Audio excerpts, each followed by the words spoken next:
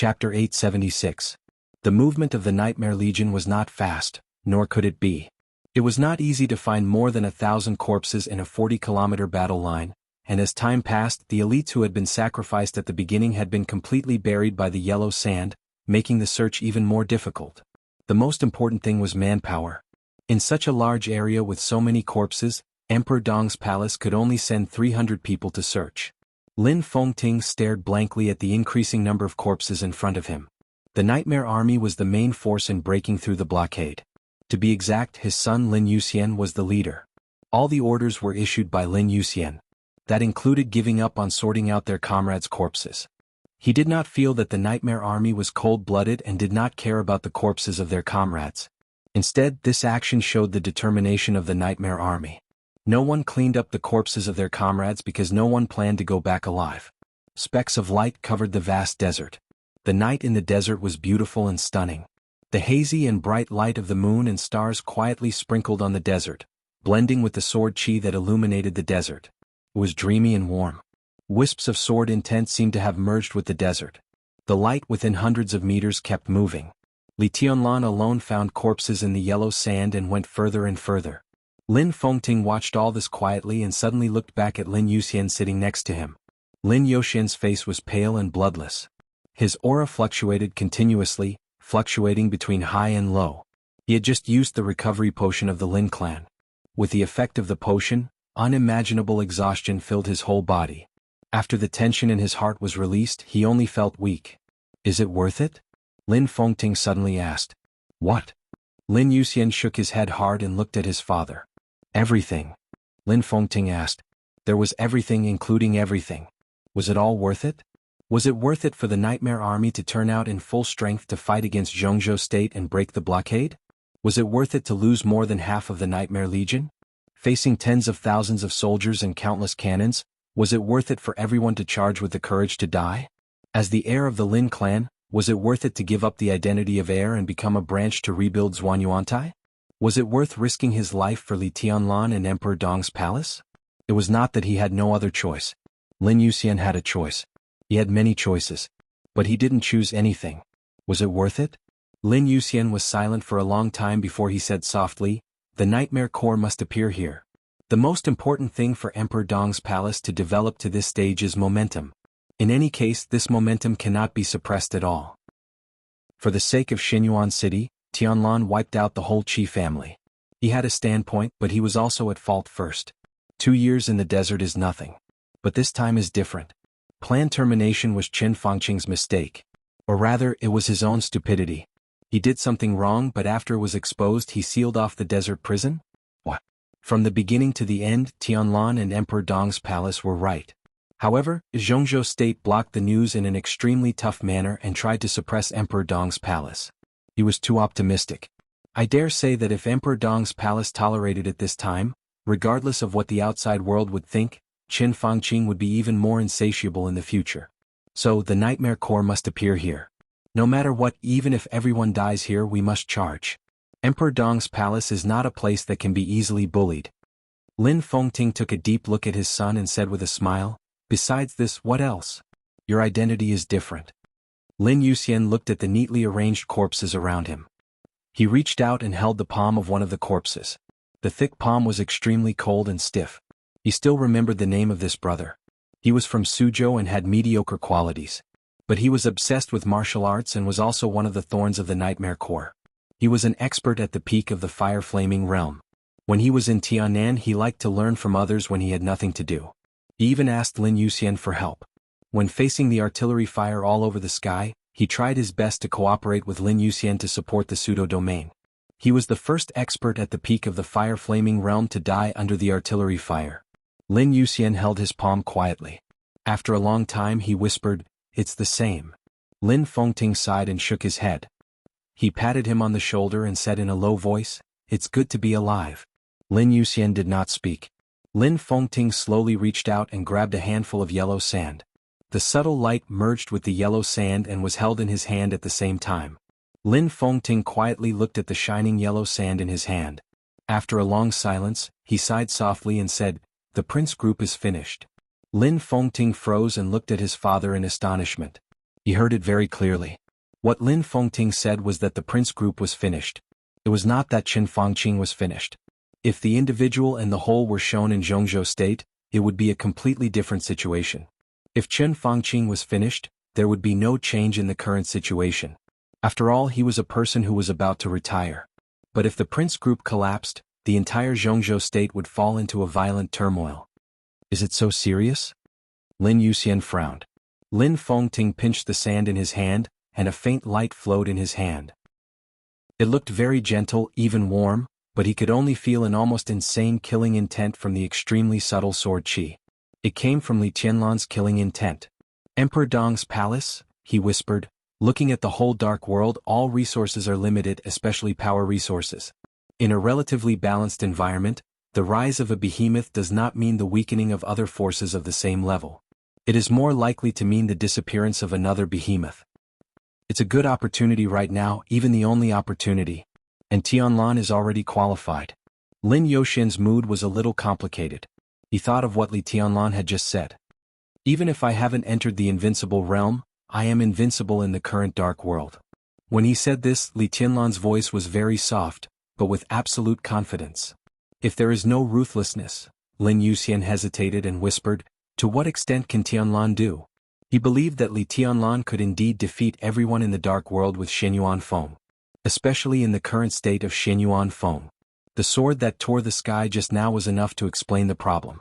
That kind of extremely powerful sword energy could sweep across the entire dark world without Li Tianlan's help. In this state, Shenyuan Feng was ruthless. But he could not always be ruthless. Shenyuan Feng was Shenyuan Feng. No matter how many murderous weapons were combined, in essence Shenyuan Feng was always a murderous weapon. It could also be said to be a life, but it was a life supported by endless energy. On the other hand, the energy that Shenyuan Feng needed would take a long time to accumulate. Now ruthlessness was a murderous weapon that had been fully charged. It could burst out the power to destroy the world at any time. Compared with other murderous weapons, the only difference was that it was more complete and could use its power more rationally. When other murderous weapons opened fire, they would completely burst out the accumulated energy. But ruthlessness was a murderous weapon that could continue to burst out. But no matter how much it continued to burst out, its energy was limited. The sword just now was destined to consume a lot of ruthlessness's energy, and part of this energy would be made up by setting Sunday. But anyway, as long as ruthlessness burst out, it was impossible to achieve a real balance. It would also fall into silence. After all the energy was used up, it would continue to replenish energy. At that time, ruthlessness would still have a will, but without energy, it was just Shenyuan Feng, just a sword. Li Tianlan could sweep the dark world with ruthlessness. But after sweeping the dark world, ruthlessness became Shenyuan Feng, and Li Tianlan was still Li Tianlan.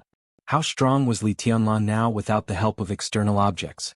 Lin Yuxian smiled and said, before he entered the desert there was a saying in the dark world. With the 13-story building he was the #1 expert in the dark world besides me. But that was the sword formation of the 13-story building. What if there was no sword formation? Lin Yuxian frowned. Why don't you ask yourself how strong you will be without a sword? Or how strong you will be if you lose your hands? Lin Fengting laughed. He reached out and touched his son's head. The 13-story building is a sword formation and also a sword, but it can't be said to be an external object. In the final analysis, the so-called external object is ruthlessness after it has accumulated enough energy. Without energy, the 13-story building and Shenyuan Feng are cold weapons just like the sword in your hand. The sword formation of the 13-story building is not important. The important thing is that Tianlan can use it. It is his own understanding and kendo to drive the 13-story building. It is his own ability and his own sword formation. Of course, it can also be regarded as his own combat capability. In other words, if you ask me how strong I am now, do you want to ask me how strong I am without the 24 moves of sword? Ah, Lin Yuxian scratched his head. Lin Fengting turned to look at Li Tianlan's back, narrowed his eyes and whispered, during this time he can be said to be cultivating swords in the desert prison, but to be exact he is studying the sword formation of the 13-story building and finding the most suitable method. Now the sword formation of the 13-story building can be said to be his own sword formation. Lin Yuxian was a little hesitant. He shook his head, changed the direction and asked directly, Dad, is he your opponent now? Lin Fengting narrowed his eyes and thought seriously for a long time. His expression was a little dignified. He slowly shook his head and said, "It's hard to say." The word hard to say could represent many things, but the most intuitive meaning was that Lin Fengting was not sure. Lin Yuxian took a deep breath, opened his eyes wide and looked at Li Tianlan. It was not until this moment that he really understood Li Tianlan's current level. He smiled bitterly and muttered to himself, "How is this possible?" He was not arrogant, nor did he belittle himself. Lin Yuxian always felt that no matter who he compared with, he would not be too bad. Even if Li Tianlan had led him a lot in terms of combat capability, the actual distance between the two would not be too far. But now, the extremely clear facts were in front of him. Li Tianlan's level had far exceeded the younger generation and was even infinitely close to his father. How did he do it? "You are no longer in the invincible realm." Lin Yuxian's tone was a little excited. Lin Fengting was indeed seriously injured now, but he had officially broken through the peak of the invincible realm and was only half a step away from the supreme realm. And Li Tianlan had not yet entered the invincible realm. How was this possible? "Are you hit?" Lin Fengting looked at Lin Yuxian with a faint smile. Lin Yuxian was muddle-headed and shook his head with a bitter smile. He only felt that his injury seemed to be a little worse. In the normal state he is still not my opponent. After all, Tianlan has not really entered the invincible realm. The unorthodox way he said is equivalent to a trick. His current state is relatively special. How strong his combat capability is depends on his physical coordination. Physical coordination? Lin Yuxian was stunned. Lin Fengting nodded. "That is balance." Lin Yuxian did not speak. Balance? He shook his head and thought that this should be what the Lin clan and the Li family were best at. Chapter 877. The night was getting darker. The glimmer of light in the desert was constantly expanding. The corpses of the nightmare army were found one by one. 100, 500, 1,000. Li Tianlan walked farther and farther. The corpses of the dead were neatly placed together. Countless lights shone around the corpses, isolating all the wind and sand. Tianlan. In the slight sound of footsteps, Li Baitian's figure came from afar. "I'm done over there."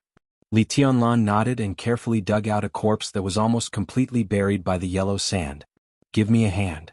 Li Baitian bent down and lifted the corpse's legs. He said in a low voice, "What should we do now?" He was responsible for sorting out the corpses at the forefront of the battle line. There were fewer dead in that distance, so it was relatively easier to find them. But even so, it was still an unbearable number if measured by human lives. How could more than 1,000 corpses be sent back to Tiannan in an area of tens of kilometers? This position was more than 100 kilometers away from the nearest city in Beijiang. And the culprit of all this was the Beijiang military region. Beijiang had not even cleaned up the corpses of its own people, let alone come to Emperor Dong's palace. How could the bodies of more than 1,000 dead elites be sorted out across thousands of kilometers to Tiannan? The Air Force will find a way. Li Tianlan thought of the latest fighter jet he had seen not long ago and shook his head. If not, we'll send them in batches. The nearest province to Beijiang was Suzhou province. Under the situation that Beijiang was watching, the Air Force could only mobilize the Suzhou Air Force if they wanted to intervene. But it was a desert and large transport planes could not land at all. Even if they could land, they could not take off again. So the only choice was to send the bodies to Suzhou by helicopter, and then send them to Tiannan by transport plane from Suzhou. "I'll stay here. You send the brothers home." Li Tianlan said, "Count all their identities and compensate them as much as possible." "Don't worry, leave it to me." Li Baitian nodded. Li Tianlan nodded. The faint light continued to extend, and the sword energy slowly pushed forward. Soon he found another corpse. Li Baitian hesitated and was about to say something. In the distant night, a dazzling light suddenly shone over. Li Tianlan stopped bending down, straightened up, and squinted at the night sky in the distance. The rotors whistled from far to near.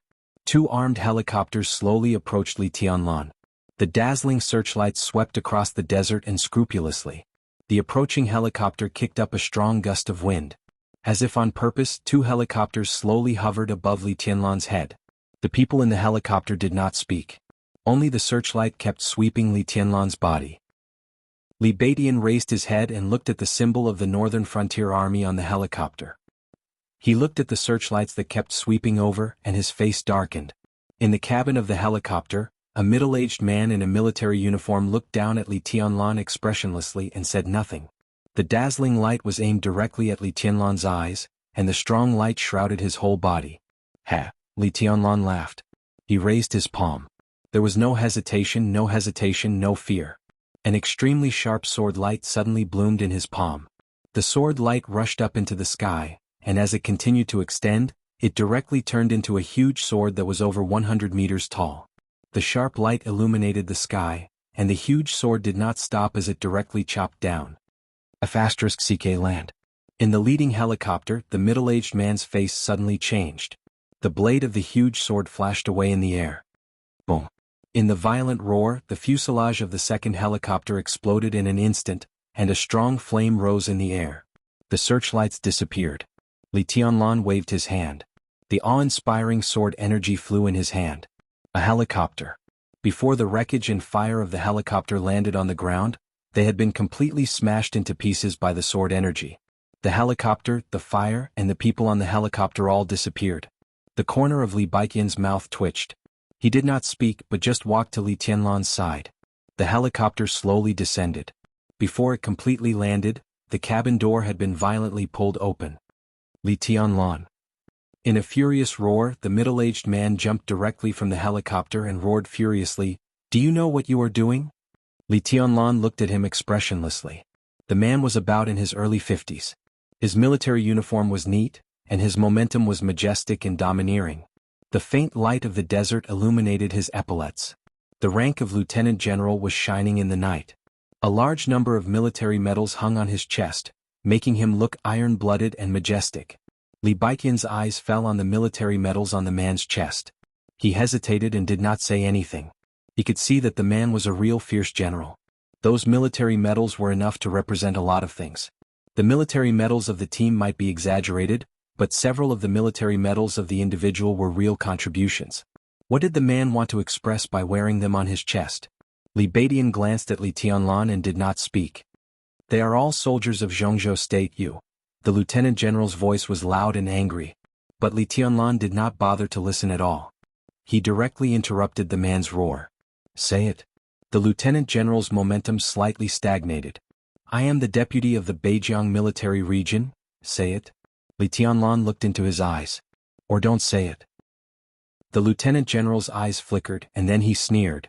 "Well, your highness is really domineering, but don't forget your own position." He stared at Li Tianlan and all his strength seemed to be on his face. The Beijiang military region held a large-scale confrontation maneuver in the desert. The nightmare troop of Emperor Dong's palace inexplicably ran to the desert prison and launched a war against us. Tens of thousands of soldiers of Beijiang stained the desert with their blood. Emperor Dong's palace must give Beijiang and Jianghu State an explanation for this matter. As a prisoner of the desert prison, you actually left the range of the desert prison. Li Tianlan, you must also give Jianghu State an explanation for this matter. His Highness Gu Qianchuan was inspecting the scene of the maneuver, but he was directly killed by you. The invincible realm is the pillar of the country. Your behavior is equivalent to treason. He looked at Li Tianlan with no expression. Less than 200 kilometers away from you, the Beijiang Airbird missile base is monitoring everything here. Li Tianlan, tell me who ordered you to do all this and then get back to the desert prison. This is your last chance. Li Tianlan did not speak. Li Baiqian, who stood beside Li Tianlan, opened his eyes wide and was stunned for a moment. Confrontation maneuver? Did your family use live ammunition in the confrontation maneuver? When the Nightmare Corps arrived in the desert, it was the Huangsha Corps who took the initiative to open fire. Did you say that the Nightmare Corps initiated the war? Obviously, the other party came here at this time not only to test Li Tianlan's attitude after the blockade action. What else did they want to do? Li Baiqian's heart was cold, but the anger deep in his heart suddenly rushed up. He couldn't help taking a step forward and directly cursed, "You mother****cur!" Li Tianlan reached out and stopped Li Baiqian. He looked at the lieutenant general in front of him quietly and laughed softly. "I really don't know who gave you the courage to stand here," Li Tianlan said softly. His voice was as soft as the wind, with an extremely cold aura that seemed to blow into people's bones. "Is it Qin Fangqing? Is it Huang Tong? Or is it your so-called missile base?" The lieutenant general's face changed. He resisted the urge to take a step back and said in a deep voice, "You'd better know what you're talking about. Do you really want to commit treason? Thousands of soldiers of Emperor Dong's palace are now lying in the desert. Who is responsible? The army of Beijiang killed them, and now you want me to bear the consequences?" What are you going to do with all those military medals? Lieutenant General? Swagger? Or do you want to tell me that you're the hero of Jianghu State and I dare not kill you? Li Qianlan's voice was cold without any warmth and he said resolutely, treason? I'll say it here today.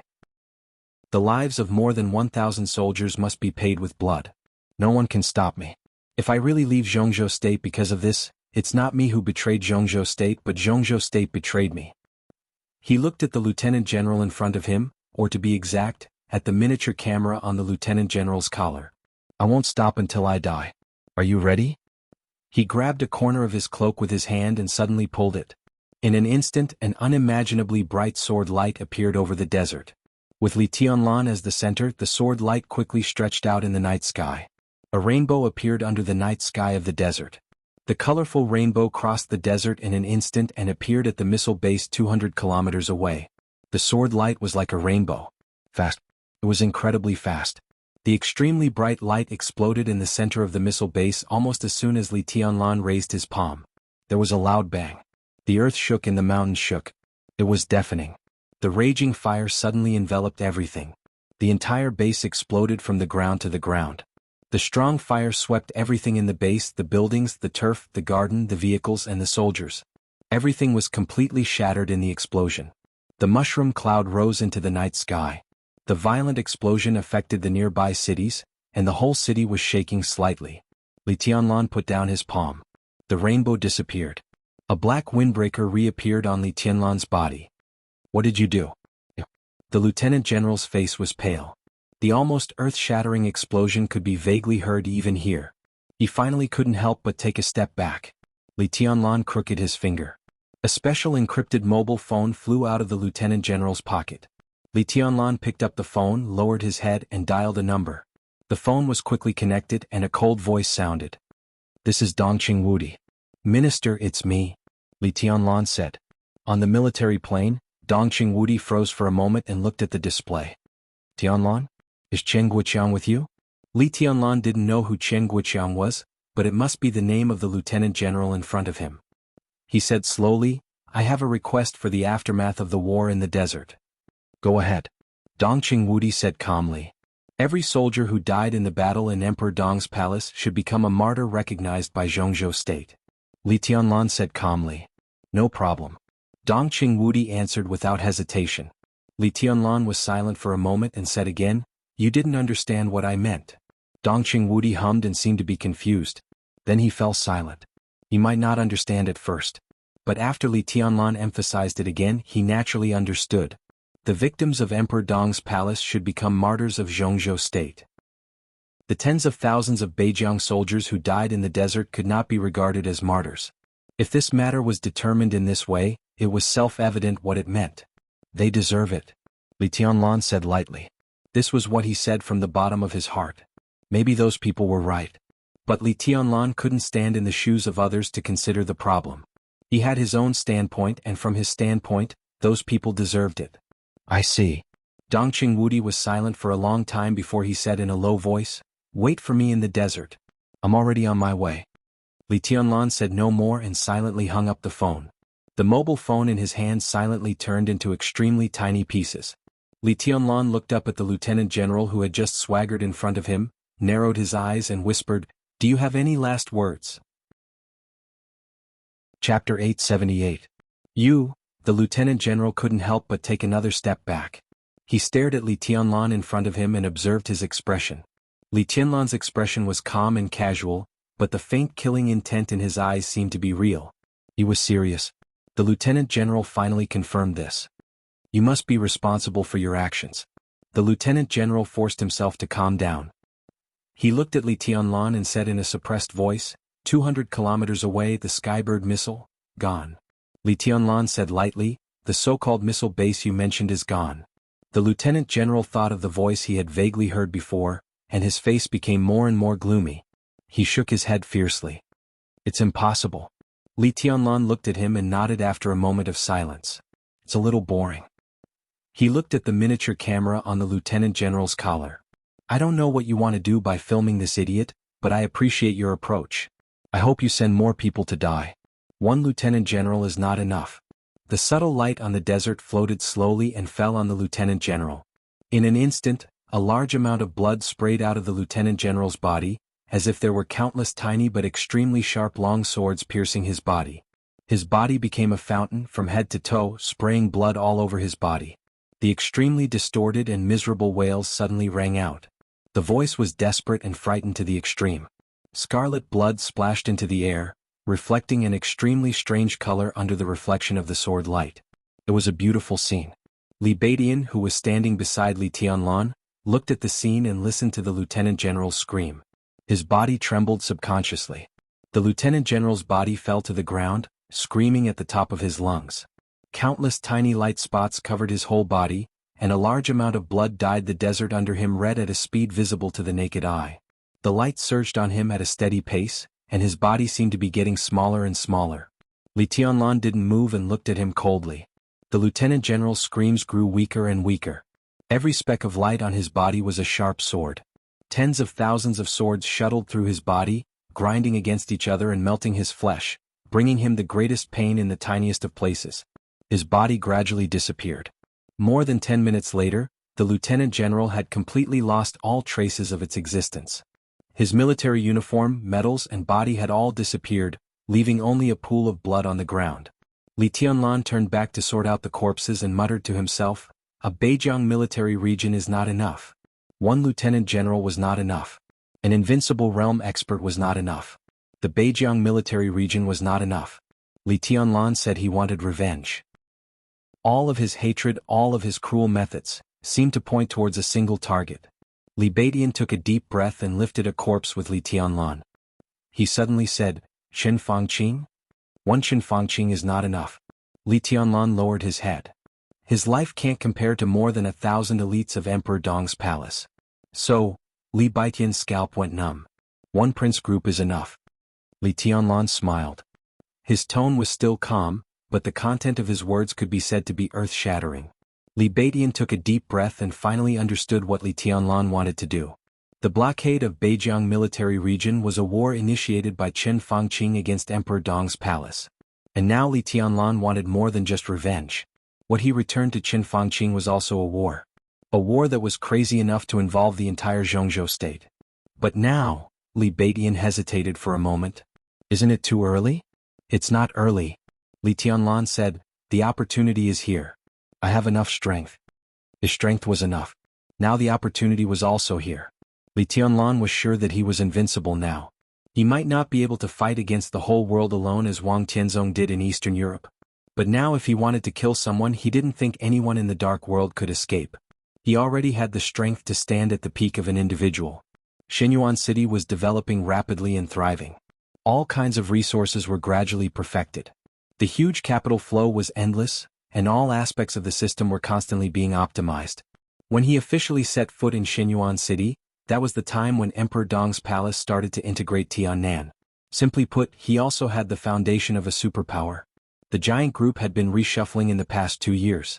The total scale of the group had shrunk a lot, but it was more cohesive. At critical moments it could make the same voice. Li Tianlan was sure that this voice would support him, so he also had the absolutely reliable strong support. It didn't matter whether the identity of military counselor was exposed or not. The key was the saber in his hand. That saber belonged to Samsara Palace. Now Li Tianlan had the strength to hold that saber. He also had some surviving elders of the Li family. The strength he had now was enough to support a new group. The differences among the upper echelons of Zhongzhou state became more and more intense. Li Huaqing gradually became conservative, Chen Fangqing was stubborn, Gu Xingyun was seriously injured, and with the death of Gu Qianchuan the special warfare group was in a panic. Under such circumstances the southeast group could not let go of the prince group, and the giant group fully supported Li Tianlan.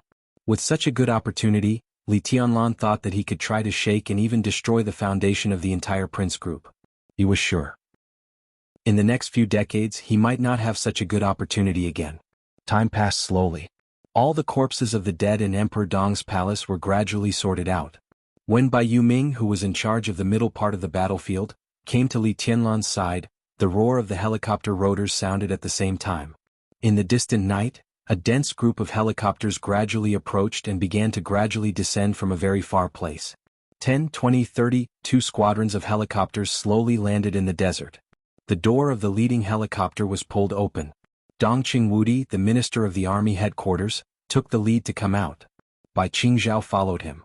Beside Bai Qingzhao, there was a serious general in a military uniform next to him. Li Tianlan walked over, thought about it, and still did not salute. He was no longer the marshal of Jianghu state and had nothing to do with the military on the surface. Minister. He took the initiative to reach out and hold Dongqing Wudi's palm. It's good that you're okay, it's good that you're okay. Dongqing Wudi held Li Tianlan's palm tightly and said, "Come on, let me introduce you. This is Commander He Donglai of the Air Force, my old friend." Li Tianlan looked at the helicopter with the Suzhou logo on the desert and reached out to shake He Donglai's hand. "Thank you, Commander He." He Donglai, who was silent and looked a little serious, suddenly smiled and said in a low voice, "It seems that I don't have to go to the desert prison." Li Tianlan was a little stunned. Dongqing Wudi smiled, but his eyes were a little cold. Beijiang blocked the way of contact with the Air Force. When they sent out the Ambition team, Donglai was ready to transfer people from Suzhou to snipe the Air Force of the Beijiang military region. If it weren't for you, the scene in the desert would be much more lively now. Li Tianlan took a deep breath, held He Donglai's broad palm and said seriously, "Commander He, I will remember this favor." He Donglai shook his head and did not speak. Behind him, the surviving members of Emperor Dong's palace were gradually gathering. Li Tianlan said hello to Bai Qingzhao, turned around and waved to the people of Emperor Dong's palace. The survivors carried the bodies of the victims to the helicopters. Except for the leading helicopter, all the other helicopters only had pilots and co-pilots, and the cabins were all empty. The corpses were carried up one by one. When all the helicopters were full, there were still half of the corpses left. 2 squadrons of helicopters slowly took off and returned to Suzhou. As soon as the first batch of helicopters rose, the second batch of helicopters landed again. Li Tianlan watched this scene quietly. He watched the corpses being carried to the helicopters without saying a word. No one knew what he was thinking. "Come back to Yuzhou with me." Dongqing Wudi stood beside Li Tianlan and suddenly said. His voice was steady. It was not an order. It was not a discussion. It was an attitude.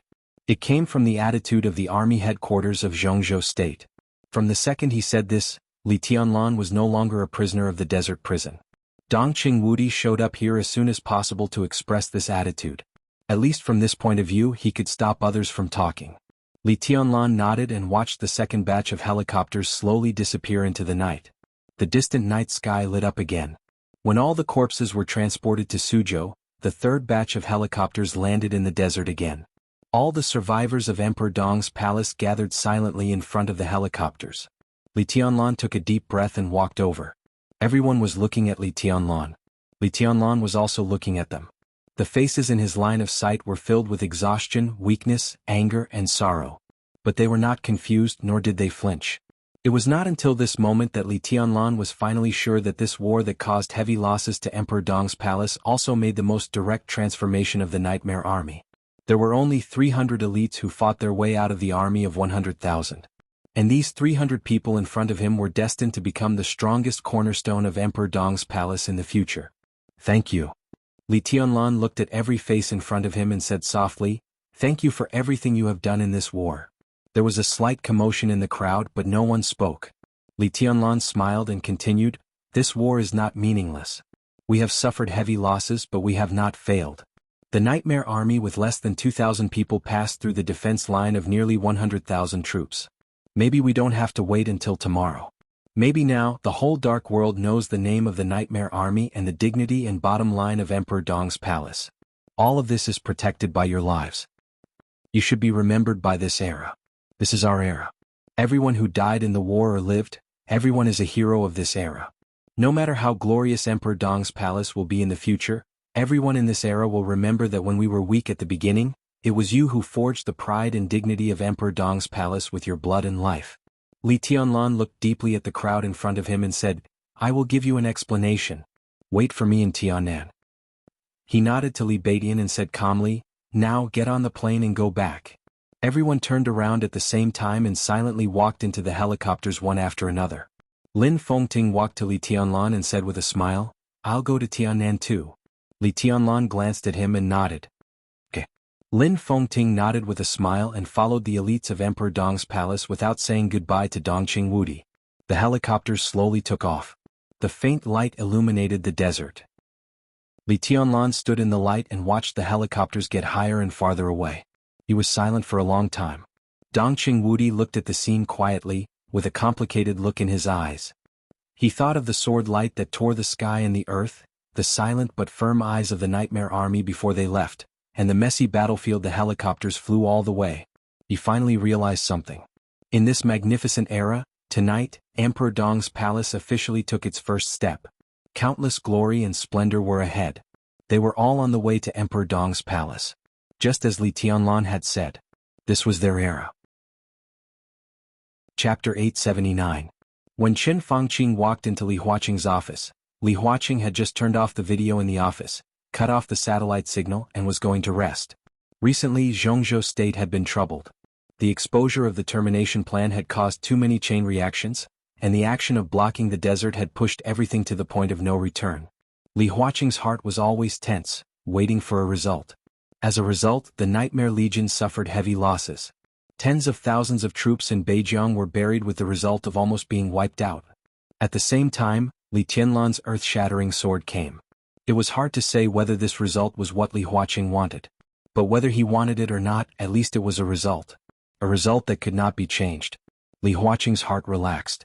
The exhaustion all over his body made him appear muddle-headed. He drank the tasteless strong tea in front of him, stood up, and reached out to turn off the desk lamp in front of the desk. President. A middle-aged secretary walked over with a respectful expression. Li Huaqing glanced at him. The secretary looked at the tired Li Huaqing, hesitated, and told the truth. The Prime Minister is outside. Li Huaqing was silent for a while, took out a cigarette, lit it, took a deep breath and said, "Invite him in." The desk lamp was turned off. He turned on the light in the office, poured himself a glass of water, and sat on the sofa in silence. In the sound of heavy footsteps, Qin Fangqing walked in slowly. He seemed to feel that there was no need to hide anything. His calm face looked a little gloomy. Li Huaqing held the cigarette and said nothing. Qin Fangqing sat opposite Li Huaqing and also said nothing. A cigarette slowly burned out. Li Huaqing picked up the teacup and drank some water. He looked at Qin Fangqing, who still had no intention of speaking, and said flatly, "Obviously your plan failed." Qin Fangqing suddenly clenched his fists. The news just came that the airborne bird missile base in Beijing was destroyed. All the weapons, equipment, base construction, and more than 300 soldiers and some researchers in the base all died. Qin Fangqing said each word, gritting his teeth. So? Li Huaqing was calm.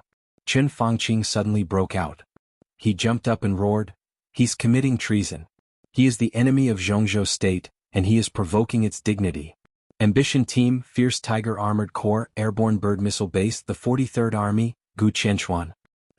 These are all Li Tianlan's responsibility. He didn't care about Jianghu state at all. He only cared about himself and Emperor Dong's palace. He dares to do this now. What about 10 years later? If he dares to do this now, will he? If he really became the so-called Heavenly Son, would Jianghu state become his slaughterhouse? If he really becomes the so-called son of Li Huaqing will said. Li Huaqing rubbed his forehead, feeling a headache coming on. What do you mean by that? I Tianlan Li Fen Li Tianlan, I said. But Qin Fangqing said seriously, he has almost no scruples in doing things. If he continues to grow, he will be even more dangerous than the Wang family of Beihai. Such a person must not be left alive. I suggest that we immediately recall Minister Dongqing Wudi and kill him in the desert at all costs. You can do that. Li Huaqing quietly looked at Qin Fangqing. After a long time he nodded. You can do it now. In fact, you've already done it, but you didn't succeed. I don't deny my failure. Qin Fangqing also lit a cigarette and took a big drag. But it is because of this failure that we can see Li Tianlan's true colors. I need your support. Impossible. Without any hesitation, Li Huaqing said decisively.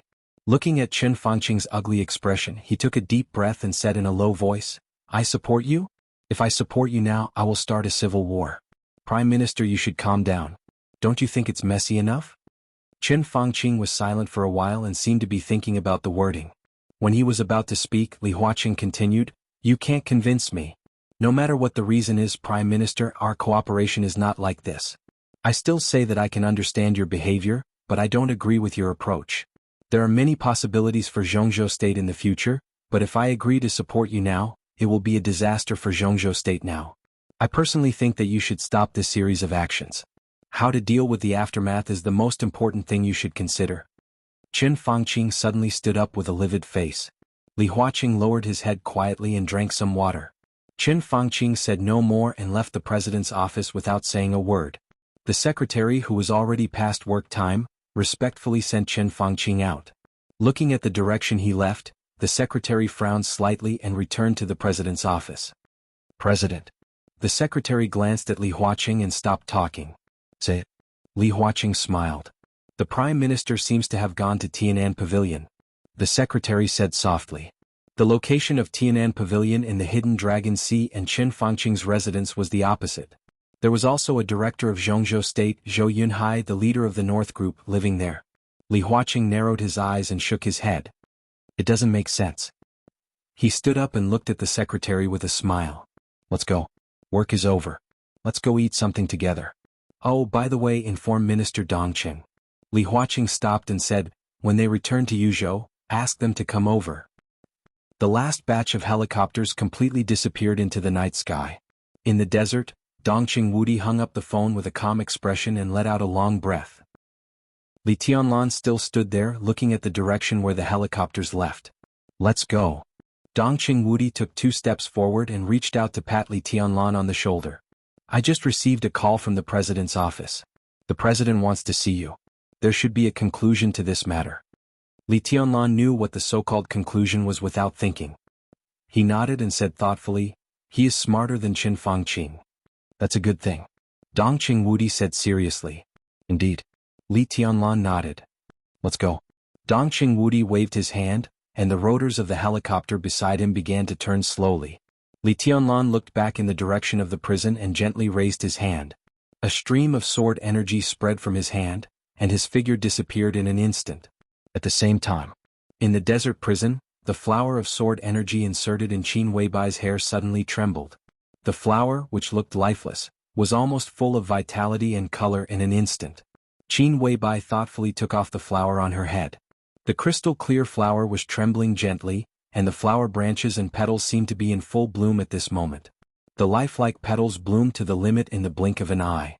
The flower condensed by sword energy was broken in Qin Weibai's white and tender palm. Li Tianlan appeared beside Qin Weibai. Qin Weibai blinked. Before she could react, she was directly carried by Li Tianlan. Let's go. He lowered his head and sniffed the delicate fragrance close at hand, and his whole body relaxed slightly. Where to? Qin Weibai reached out and obediently put her arms around Li Tianlan's neck and asked softly. Get out of here. Li Tianlan's voice was firm.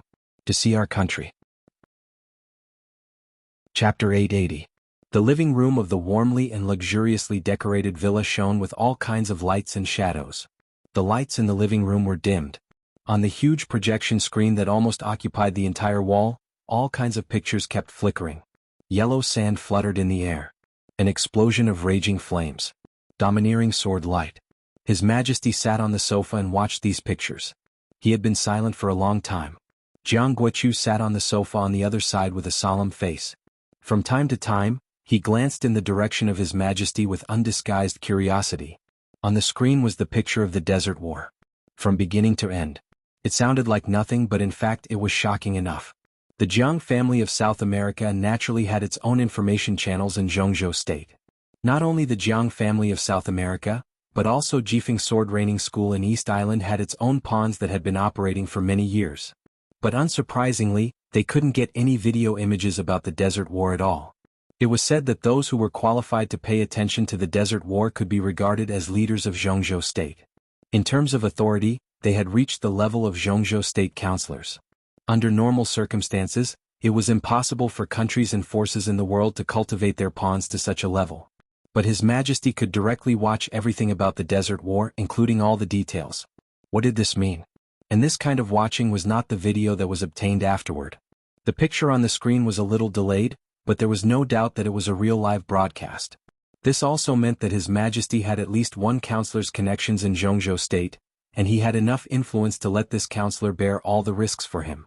For the Jiang family of South America, this news was even more important than the shocking sword stroke in the video. Your Majesty, Moraid suddenly called out.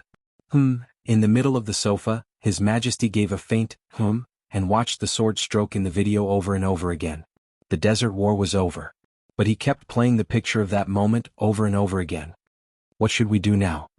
Moraid's tone was a little hesitant. The operation of the alliance of several forces to infiltrate Beihai had reached the final stage. The final battle was imminent, and the whole dark world was waiting for the result. But now Li Tianlan left the desert directly. The minister of the army headquarters personally took him back to Yuzhou. This attitude could not be more obvious. What was worse was that Li Tianlan might have stood by and watched the game between Zhongzhou State and Beihai, but after the blockade, Li Tianlan and Beihai would definitely join hands. Whether it was the termination plan, the blockade action, or the large number of elites of the Nightmare Troop who died in the desert, Li Tianlan and Chen Fangqing were destined to be irreconcilable enemies. This kind of personal grudge was magnified countless times at the most critical moment. Not to mention how Li Tianlan would retaliate against Chen Fangqing. At least now the more Chen Fangqing wanted to do something, the less likely Li Tianlan would let him do it. The 100,000-strong army moved majestically, but the blockade did not last more than 2 days. They expected the blockade to last at least half a month. The time difference meant too many things. Moraid didn't know whether to say that the Beijiang military region was incompetent or that Emperor Dong's palace was too strong. In short, the result was there. Emperor Dong's palace, which had suffered heavy losses, had found its real core. In the next decisive battle in North Sea, they would also face Li Tianlan, and even face that sword. Moraid couldn't block that sword. He didn't want to find any reason or excuse, and there was no need. He really couldn't block it. He was now only half a step away from the peak of the invincible realm. Even if he could take this half a step in this period of time and become a real expert at the peak of the invincible realm, he still couldn't block that sword. Even if he had the Pope's coronation, even if he was really at the peak of the invincible realm. Gu Qianchuan's death was still vivid in his mind. Moraid could be sure that at that moment, no matter if it was Gu Qianchuan or other experts at the peak of the invincible realm, as long as they stood in that position and faced that sword light, there would be no possibility of survival. Are you afraid? His Majesty lowered his head, looked at the sword light shuttling in the screen and chuckled. The video had been played in slow motion. But the sword light on the screen was still like wind and lightning, insufferably arrogant. I can't block this sword strike. Moraid said seriously. He was talking about the sword strike on the screen. The power of this sword strike was not as good as the eternal sword strike that injured the Chosen One in Eastern Europe. It was also not as good as the sword strike that the unidentified Chosen One made against Mount Dibbing about a year ago. But in terms of scene, this sword strike could be said to be the most gorgeous. This sword flew thousands of miles, rushed through mountains, rivers, and seas, tore up the ambitious team, the steel torrent, and tens of thousands of troops. After its power continued to weaken, it still killed Gu Qianchuan, who was holding a murderous weapon, in a flash. It could still kill someone at the peak of the invincible realm. Moraid couldn't block this sword strike from a distance. If it was a sword strike at a close distance, he couldn't block it. If you can't block it, then you can't block it. You don't need to block it. His Majesty's voice was gentle. And the state of this sword is a bit special. It can be regarded as a murderous weapon. Its power will only get weaker and weaker. It is not as terrible as you think. At this stage, in my opinion, Li Tianlan is the most terrible. Moraid wanted to say something but stopped on second thought. His Majesty seemed to know what he wanted to ask. He glanced at him and said quietly, "The final battle will continue. If this sword strike really appears on the battlefield, I will deal with it." His tone was flat and casual. Thinking of His Majesty's strange domain, Moraid calmed down slightly. His Majesty's finger gently slid across the screen, and the sword strike was played back again. Tearing apart heaven and earth, moving forward with indomitable will. His Majesty's eyes were fixed on the sword light. The curve of his mouth was still there, but his eyes were full of disgust. Little by little, the pain that seemed to come from the depths of his memory gradually spread all over his body. His body trembled subconsciously, as if there were countless sword energy penetrating his body. The vague clouds and starlight shrouded him.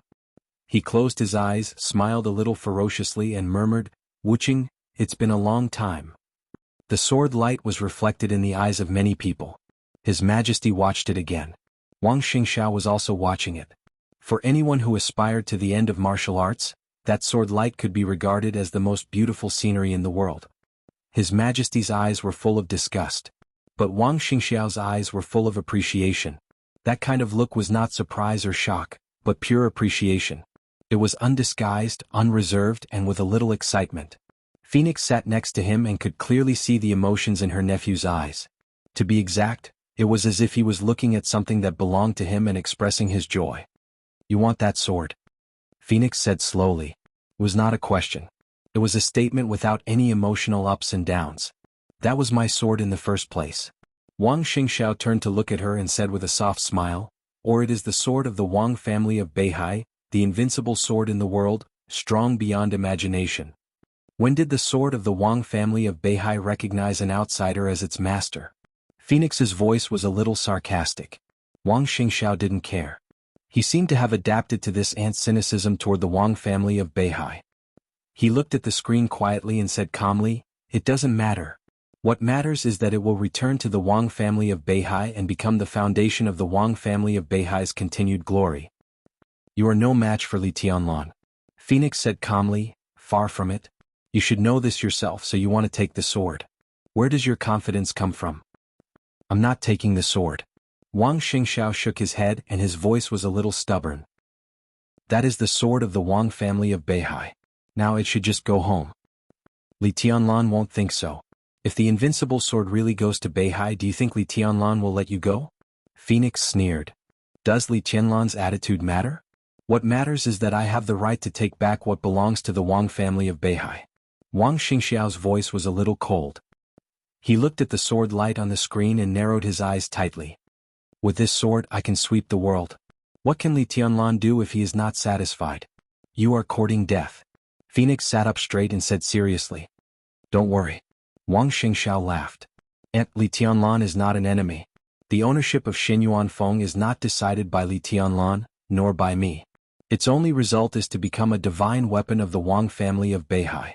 As for Emperor Dong's palace, we will give enough compensation." "What kind of compensation do you think can satisfy Li Tianlan's appetite?" Phoenix shook her head. Wang Xingxiao was silent for a while and then said quietly, "A group." He paused and continued, "A supergroup that can compete with the Southeast Group." Chapter 881. It was snowing all over Yuzhou. The heavy snow had been falling from last night to nearly noon, and it had become an extremely rare snowstorm in Yuzhou in recent years. Li Tianlan stood in front of the French window in his bedroom, looking down at the large urban area. He looked casual and comfortable. The room was as warm as spring. Outside the window it was snowing heavily. The wild snowstorm covered every street and every building in sight. The whole world was pale and quiet. The scene was extremely quiet but also extremely vivid. Li Tianlan closed his eyes subconsciously. He had returned to Yuzhou last night, but he did not go to Prince Yang's mansion or the Bai family's manor. Instead, he chose a hotel on Chang'an Street. It was not that he treated Dongqing Wudi as an outsider. Prince Yang's mansion was originally his and Dongqing Rushi's wedding house. The Bai family chose the site and the Dongqing family paid for it. But now Dongqing Rushi was unconscious in Tianan. If he lived there with Qin Weibai, he always felt that it was a little inappropriate. It was even more inappropriate to live in the Bai family. Qin Weibai also had a property in Yuzhou, but no one had cleaned it for a long time. In addition, Li Tianlan was going to the Hidden Dragon Sea today, so he simply found a hotel nearby to stay. From Beijiang to Yuzhou, it was thousands of miles away in one night. It seemed very unusual. But for Li Tianlan, it was a completely different world. In the desert he was pure and quiet. He didn't need to think too much about anything. The only thing he needed to pursue was his own swordsmanship. And in Yuzhou, he was the palace lord of Emperor Dong's palace, the Emperor Dong of the Dark World. The Desert War had ended. The Beijiang military region and Emperor Dong's palace had tasted the bitter fruit that they didn't want to taste at all. The cruel reality was in front of him. Li Tianlan could already control his emotions. But he seemed to be still immersed in the state of raising swords in the desert. So that he still felt a little uncomfortable when he came to Yuzhou from the desert. He found it difficult to adapt to his current perspective of the world. It was an indescribable feeling. During Li Tianlan's 2 years in the desert, there had always been rumors in the Dark World that he was the #1 expert in the Dark World after Lin Fengting. Li Tianlan knew this. He wasn't sure if he felt pressure or how much pressure he felt. But it was undeniable that he had been making progress in the past 2 years. When he was about to break through the invincible realm, his progress in all aspects was limited to a certain height because of his body. Moreover, because he hadn't fought with anyone, he couldn't even tell how much he had improved. That year, Li Tianlan was less than 25 years old. It was really difficult for his body to support him officially entering the domain of the invincible realm. Therefore, in the process of nurturing the sword, he chose another direction of martial arts. Therefore, all the progress of the last 2 years has been completely and utterly unrestrained, in a most perfect way. Show it. The muddle-headed Li Tianlan didn't feel anything. However, when Shen Yuanfeng entered the desert, when he became completely clear-minded and restrained his killing intent for the time being, when he returned to Yuzhou province and completely recovered his composure, he finally realized that something was different. The world might not have changed, but his perspective had changed. It was a kind of change that he had never thought of before. To be exact, it was a perspective of truly standing at the peak of personal strength in the dark world. Everything in sight. Snow filled the sky, skyscrapers, dense streets, surging traffic, and a boundless world. All of this became extremely fragile in his eyes. It was so fragile that he could easily destroy everything with a flick of his finger. This feeling made Li Tianlan feel novel and scared. He had almost been suppressing his desire to destroy and fight, so that he could control himself to stand here quietly. The flying snowflakes hit the French windows, making a soft sound. The breeze blew through the falling snow, and all the sounds seemed to be infinitely magnified. His perception was almost extremely sharp. Li Tianlan shook his head hard, turned around, and quietly closed the curtains. On the bed, Qin Weibai gently turned over, made a lazy sound, and opened her eyes. "Why are you awake?" Li Tianlan sat on the edge of the bed and touched her hair. Qin Weibai shook her head and rolled her eyes at Li Tianlan. Her eyes were a little hazy and blurred. The pair of eyes that seemed to be always cold and indifferent were soft, enchanting, and captivating. She wrapped herself in a snow-white velvet quilt, put her white and tender arms on Li Tianlan's palm and whispered, "Hug me." Li Tianlan took off his pajamas, got back into the quilt, and hugged the soft and light body beside him. Qin Weibai rubbed her face against Li Tianlan's chest and murmured, "I dreamed." "What dream?" Li Tianlan reached out and gently pinched Qin Weibai's ear and asked casually. A natural and rich fragrance filled the room. His body was so relaxed that he didn't even bother to move for a while. "I dreamed that you dumped me and told me to get out. You said you never wanted to see me again." Qin Weibai subconsciously hugged Li Tianlan, as if still immersed in the dream. Her voice was a little aggrieved and pitiful. "Ridiculous." Li Tianlan's palm made a crisp sound in the white velvet quilt. He didn't promise anything but just laughed and scolded, "Am I a fool in your dream?" "Who knows?" Qin Weibai gently bit Li Tianlan. "Maybe I'm tired of playing." Li Tianlan sneered and looked down at Qin Weibai's cold and resentful face with a special blush. "I think you don't want to get out of bed today." "Don't." Qin Weibai screamed and seemed to wake up completely. She put one hand against Li Tianlan's chest and grabbed her clothes in a panic with the other hand. "I want to take a shower. I have an appointment today." "I can't." Li Tianlan raised his eyebrows and was about to say something when his phone suddenly rang. The phone is ringing." "Answer the phone, be good." Qin Weibai pushed Li Tianlan and said in a soft voice. Li Tianlan shook his head and took the phone. For a moment, the soft peaks and the warm valley were far away from him. Qin Weibai put on her bathrobe, glared at Li Tianlan and walked into the bathroom. Li Tianlan was a little annoyed. When he picked up the phone and heard the voice, his eyes became even colder. The voice on the other side of the phone was respectful, and it could even be said to be in fear and trepidation. "Hello, Your Highness Li Tianlan. I'm Little Yuan from the cabinet office." Just by listening to the voice, Li Tianlan could imagine the cautious picture on the other end of the phone. Li Tianlan smiled and said lightly, "Do I know you?" This sentence was direct and domineering, leaving no face for the other party. The cabinet office of Jianghu State. In terms of rank, this was a real governor-level agency. The so-called Little Yuan was not young at all, whether in age or rank. Although he was not the chief of the general office, he was the first deputy. His real job was the chief secretary of Chen Fangqing. In Jianghu State he was definitely a sensitive and powerful figure.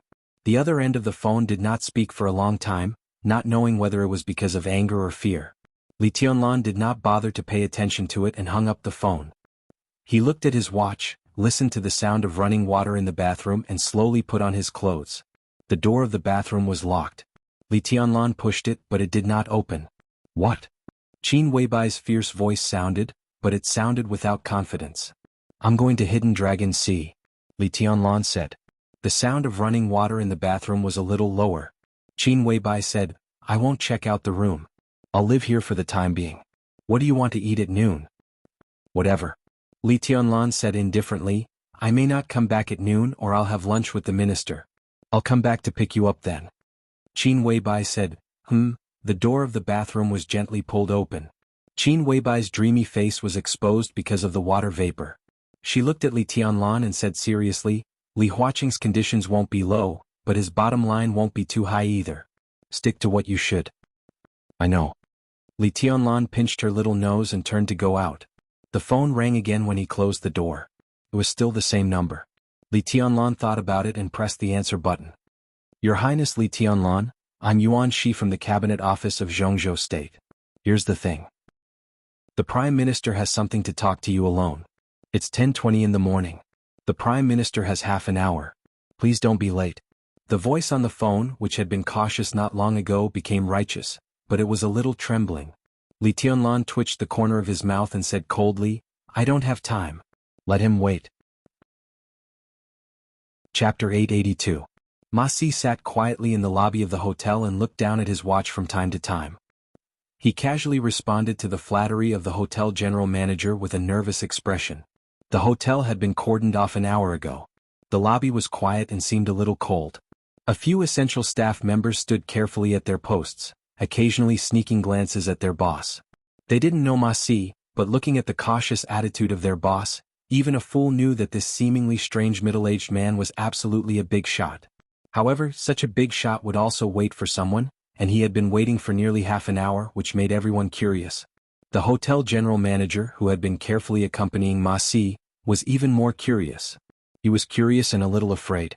Yuzhou was full of high-ranking officials and people with great power. Ma Si's rank was far from the highest in Yuzhou, but looking at the whole Jianghu state, there were few people who were qualified to make Ma Si wait here without any temper. The first deputy director of the Jianghu State Office of Public Affairs. With this identity there was no need to say anything at all. It was not the Jianghu State Cabinet Office of Public Affairs, nor the Jianghu State Army Headquarters Office. It was simply the Jianghu State Office of Public Affairs. An institution at the level of a counselor. The so-called first deputy director could be said to be the first secretary of Jianghu State. How many people in the whole Jianghu State were qualified to make him wait here? The first secretary of the president. The hotel general manager had carefully recalled many times, but he couldn't remember which immortal came to his hotel. Director Ma, do you need to rush him? You are so busy every day, so. The boss smiled and was careful. He naturally knew that the person who could make Ma Si wait here must have a powerful background, but at least he should express his attitude. Ma Si's nervous face eased a little, and he shook his head with a smile. No, I'll be here soon. He looked down at his watch again. It was 9:40. He shook his head and gave a wry smile. It had been more than 40 minutes since the meeting time, and he hadn't even received the person. The president was also self-restrained, and he hadn't rushed him until now. The boss nodded and said with a smile, Recently the shop has launched a new type of black tea which tastes good. I'll ask someone to send it over and you can have a taste. Ma Si nodded indifferently. Just as she was about to say something, the elevator door not far away slowly opened, and a young man who looked no more than 24 or 25 walked out unhurriedly. Ma Si bounced up like a spring and a warm and respectful smile appeared on her face. He jogged away from his seat and stretched out his hands from afar. His feet moved like the wind and his smile became more and more enthusiastic. The CEO stared at this scene with his mouth agape. He subconsciously stood up and didn't know whether he should step forward or not. Ma Si's face was already smiling like a flower. His attitude was even more exaggerated than when he was with the president. Your Highness, hello, I am Ma Si. Ma Si walked quickly to Li Tianlan and stretched out her hands. Li Tianlan shook hands with him casually and said, Hello Ma Ting. Sorry to keep you waiting. Not long at all. I just arrived too. It's snowing heavily today so the road conditions are quite average.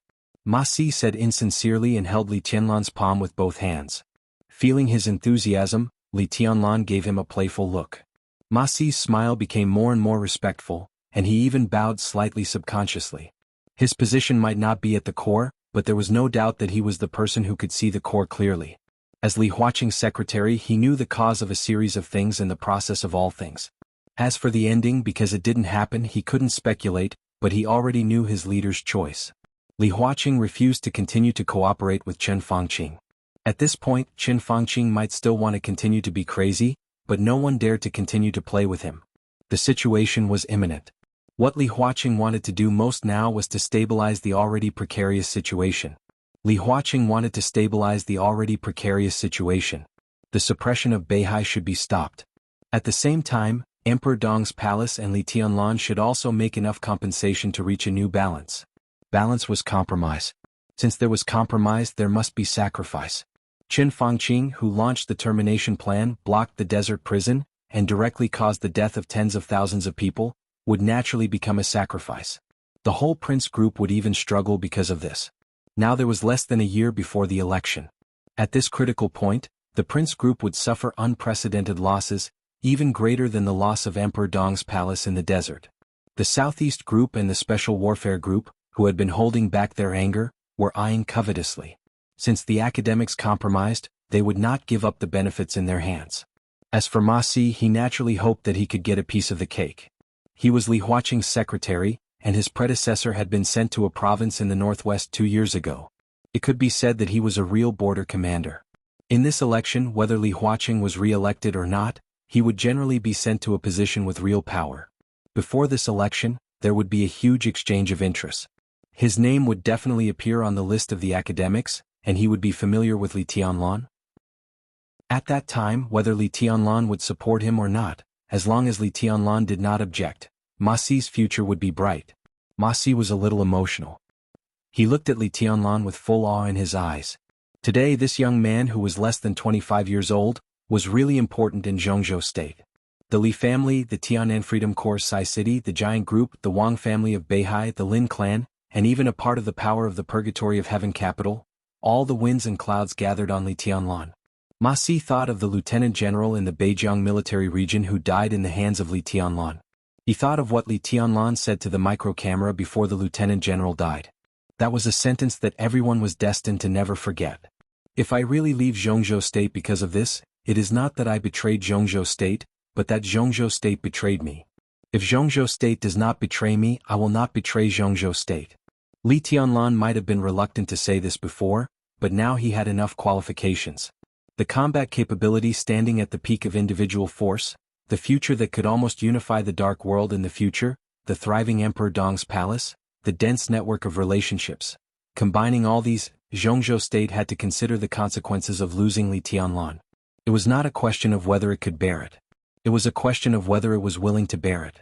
If Emperor Dong's palace and Li Tianlan did not break through the blockade of the desert prison, it might be another story. But now Li Tianlan appeared in Yuzhou. In order to stabilize the new balance, Jianghu state must give Li Tianlan an explanation. Even the entire prince group had to give him an explanation. Ma Si's body trembled. Thinking of the coming wind and rain, his scalp was numb, and his whole body was trembling. Don't be nervous. Li Tianlan narrowed his eyes. Let's go now. Don't let the president wait too long. Yes, your highness is right. Ma Si took a deep breath, bent down and said with a smile, Your highness, please. Li Tianlan nodded and walked in front of him as if it was a matter of course. The boss of the hotel stood there and wanted to go forward, but he did not dare. His body was stiff and he bent down subconsciously, feeling a little embarrassed. Your highness, this is the general manager of the hotel. If you have any requirements you can tell him. Ma Si introduced him with a smile in a low voice. Your highness? What kind of strange title is this? The boss was at a loss for a moment. Li Tianlan glanced at him and nodded. My wife likes the red bean cake here very much. Yes, your highness. I'll arrange for it to be delivered to madam immediately. The CEO nodded subconsciously. Li Tianlan nodded, turned around and walked out of the hotel lobby. The CEO remained. He bent over until Li Tianlan and Ma Si walked out of the hotel. Then he straightened up a little and wiped the cold sweat on his forehead. He did not know who this highness was, but this person's aura was too sharp. He looked ordinary, but standing in front of him, he almost couldn't breathe. It was not until his figure completely disappeared that the CEO suddenly remembered that because he was too nervous, he did not even introduce himself. It was snowing outside the hotel. Ma Si walked down the stairs of the hotel, took a few quick steps, and personally opened the door of the car with a red flag with a special license plate. Li Tianlan sat inside and looked at the wind and snow outside the window in silence. The hotel was not far from the hidden Dragon Sea. Ma Si carefully chatted with Li Tianlan for a while and found that Li Tianlan was not in the mood to chat, so he turned on the stereo in the car. Before the music was finished, the car had slowly entered the Hidden Dragon Sea. The Hidden Dragon Sea was covered with silver, but the road had been cleared. The car stopped in front of Jinqiu Pavilion, and Li Tianlan's eyes were fixed on the front door of Jinqiu Pavilion. Li Huaqing was standing there with an easygoing smile and seemed to be enjoying the snow. Whether it was enjoying the snow or something else, he stood here at this time, which could be said to give Li Tianlan enough face. Ma Si quickly opened the door for Li Tianlan. Li Tianlan took a deep breath and walked out of the car. Tianlan is here. Li Huaqing smiled gently and waved to Li Tianlan. President. Li Tianlan nodded and looked seriously at the old man who seemed to leave a way out for himself at any time. His voice was a little cold. President, you are in a good mood. Li Huaqing laughed and walked over with a cigarette. The snow fell on him and dyed him with a faint layer of white. Li Tianlan raised his eyebrows slightly, and a sword in tent appeared beside him. As soft as the wind, it swept the white snow on Li Huaqing. It doesn't matter. Li Huaqing walked to Li Tianlan and took a drag of the cigarette. He looked up at the white snow in the air and said meaningfully, "This snow is very clean." Li Tianlan looked at him quietly and did not speak. "Walk with me." Li Huaqing patted Li Tianlan on the shoulder and stepped forward. "Let's have a casual chat and have lunch together." Li Tianlan followed Li Huaqing and said flatly, "I'm not here to have a casual chat." "Well." Li Huaqing nodded and smiled. "Then what do you want to talk about?" "About Jianghu State." Li Tianlan looked at Li Huaqing. "I don't know if I am qualified." Li Huaqing was silent for a while and said softly, "I remember you said 2 years ago that you are the overall situation of Jianghu State." "I said it before I went to the desert." Li Tianlan said flatly, "You said that I would be qualified to say this after I came out. Now I came out and my view has not changed. From now on I am the overall situation of Jianghu State." "So?" Li Huaqing's voice was a little vague in the wind and snow. "You're a good president." Li Tianlan said calmly, "Even now I have no hostility to you. In your position you are more qualified to say this than me. But you are not the overall situation, but the person who controls the overall situation. You have done a lot of things for Jianghu State and indulged a lot of things such as the Wang family of Beihai and Qinfangqing. This may be the overall situation in your eyes. But now I am standing here. In the future Jianghu State should also take me as the most important." His voice paused and his tone became extremely tough. "This is not a discussion. This is my request. The person who controls the overall situation." Li Huaqing was silent for a long time before he laughed softly. His tone was a little complicated and the question was extremely sharp. He looked into Li Tianlan's eyes and asked directly, "Can I control you?" Li Tianlan's voice was as calm as water without any ups and downs. He said something he had said before. "Jianghu State does not betray me, and I will not betray Jianghu State." Chapter 883. Li Huaqing looked at Li Tianlan thoughtfully, and his eyes were as deep as desire. He had heard this sentence before. Li Tianlan said it in Eastern Europe and it soon reached his ears. At that time, Li Tianlan said it reluctantly. But now he really had this qualification. That was the problem. It was not a question of whether Li Tianlan could say it or not, but whether he had this qualification. There were many reasons for love, but it was absolutely impossible to let it down. From an individual standpoint, everyone was very patriotic, but the premise of patriotism was that the country everyone loved had never let him down. Countless policies, constantly promoted reforms and public opinion propaganda were like rays of light, radiating to all parts of the country. Everyone's life was getting better and better, and the country was getting better and better. This virtuous cycle led to the prosperity of Jianghu State today. For the vast majority of Jianghu State people, the country might owe something, but it would never let anyone down. Ordinary people were the same. So was Li Tianlan. He now stood at a high place and had the qualification to stand at a high place. Naturally, he also had the qualification to ask Jianghu State not to let him down. Whether he betrayed Jianghu State or Jianghu State betrayed him, when the follow-up effects continued to ferment, it would evolve into a disaster that swept the entire Jianghu State. He had too many things. Behind him also represented too many things. Just like what he said himself. From now on he was the overall situation of Jianghu State. Li Huaqing was the president of Jianghu State and the most qualified person to represent Jianghu State. Li Tianlan repeated this sentence again in front of him, and the meaning was already very obvious. "You don't let me down and I won't let you down." To put it bluntly, you have to support me this time. Li Tianlan's expression did not change at all. The two were less than 2 meters apart. Through the wind and snow, Li Huaqing could clearly feel the other party's fierce and almost tough attitude. It was like flying snow in winter falling on his face, with a slight tingling. The Prime Minister is really too impulsive. Li Huaqing was silent for a while and said softly. Li Tianlan turned his head and glanced at him. The other party's voice was very soft. But he knew very well that this was Li Huaqing's official statement. He had this attitude in private, and when he left Hidden Dragon Sea later, Li Huaqing's statement to the outside world would also be the same. The next turmoil in Jianghu state would also start from this sentence.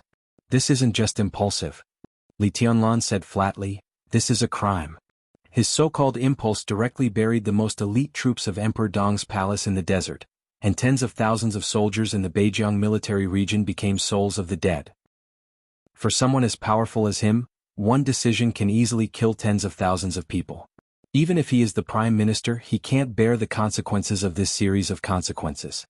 I don't need to pay for his mistakes. What do you want to do? Li Huaqing declined to comment. A debt of blood must be paid with blood. There's nothing much to say. No matter who it is, they must pay the price. Li Tianlan's voice was as cold as ice. Li Huaqing narrowed his eyes and stopped in his tracks, looking at the hidden ocean in front of him. Under the wind and snow, the surface of the Hidden Dragon Sea was calm. I can ask him to apologize to you, of course, in private, but the cabinet will increase its support for Emperor Dong's palace in the future. In addition, the Prime Minister has been too busy recently. His health isn't very good either, so he can go to the south to recuperate. Xinjiang can temporarily take charge of the cabinet's affairs. I believe that Comrade Wu Jingmin can become Xinjiang's right-hand man. Li Tianlan glanced at him. He didn't care about private apologies. No matter how humble Qin Fangqing was, it was meaningless. But to increase the support for Emperor Dong's palace, it had to be done. With less than a year to go before the election, asking Qin Fangqing to recuperate in the south was basically equivalent to an early retirement. The second Prime Minister, Hua Jingyang, was in charge of the cabinet's work, and the Deputy Prime Minister, Wu Jingmin, was further promoted to the second Prime Minister, which was equivalent to a director's position. There was no doubt that this was the offer of the academics, and also an explanation that Jianghu State intended to give Li Tianlan. A director's position, this was the most important bargaining chip. Neither Li Huaqing nor Li Tianlan worried about whether these things would become a reality. Not to mention the academics that Li Huaqing completely controlled and the giant group that fully supported Li Tianlan. Even within the Prince group, dissatisfaction with Qin Fangqing had reached the limit after the blockade operation failed. This failure not only put Qin Fangqing's position in jeopardy, but also the leaders of the Prince group were psychologically prepared for the great loss of vitality of the group. The Prince group just wanted to let this matter pass as soon as possible and reach a new balance, so it was impossible for them to oppose Wu Jingmin. Therefore, in Li Huaqing's words, although the director's position was an important bargaining chip, the focus was on Hua Jingyang. This was a deal. Li Huaqing was almost certain to be re-elected, and Hua Jingyang was the vice prime minister of Jianghu state, so he also had one more term. However, it seemed that the academics were no longer satisfied with the position of the vice prime minister. Now they wanted to take this opportunity to promote Hua Jingyang. Li Tianlan needed the support of the academics. And on the matter of Hua Jingyang, the academics also needed the support of Li Tianlan and the giant group. Once the academics succeeded, the president and the prime minister of Jianghu state would be in the academics, and the academics would enter a period of real strength. Li Tianlan was expressionless and silent. When talking to a leader like Li Huaqing, the other party would not point out a lot of things. If he could not consider any point, he might suffer a loss. To be honest, Li Tianlan was really not used to this kind of communication. He had a headache talking for a while, but at least for the time being he could not change anything. Li Huaqing quietly waited for Li Tianlan's answer. I don't need his apology. Li Tianlan thought for a long time and said slowly. Li Huaqing frowned slightly and waited patiently for a few seconds to make sure that Li Tianlan had finished what he wanted to say. He just didn't need to apologize. He didn't mention anything about the arrangement of the cabinet. If he didn't mention it, he wouldn't express his position. To be exact, he didn't agree. He didn't agree to let Hua Jingyang control the cabinet. Li Huaqing's eyes gradually became dignified. If it was before, Li Tianlan's will was not important at all. But at this time, if Li Tianlan said no to Hua Jingyang really couldn't do it. The war in the desert was over. Qin Fangqing had been in a desperate situation where there was no retreat. He was bound to fight desperately and use all his means to find some opportunities in the dying struggle. Under such circumstances, Li Tianlan not only had the full support of the giant group behind him, but also the Wang family of Beihai, who wanted to stabilize the situation with the help of Li Tianlan and Emperor Dong's palace, would also agree to Li Tianlan's request. The honeymoon period between the giant group and the southeast group would not change at least before this election. If Li Tianlan said no, then, unless Li Huaqing was willing to join hands with the prince group to set off another game, it really wouldn't work. Fortunately, Li Tianlan didn't say yes, but he didn't say no either. Did this mean that there was still hope? He thought for a moment and said slowly, "What do you think about the Prime Minister?" This was undoubtedly a test. He started with Chen Fangqing and slowly transitioned to the cabinet to sound out Li Tianlan's conditions. For people at Li Huaqing's level, there was nothing that couldn't be discussed. It was nothing more than checks and balances from various perspectives. But Li Tianlan really didn't want Hua Jingyang to control the cabinet. It was impossible for him to agree to this matter. Perhaps in Li Huaqing's view, giving the giant group a director position was already very sincere, but Li Tianlan didn't think so.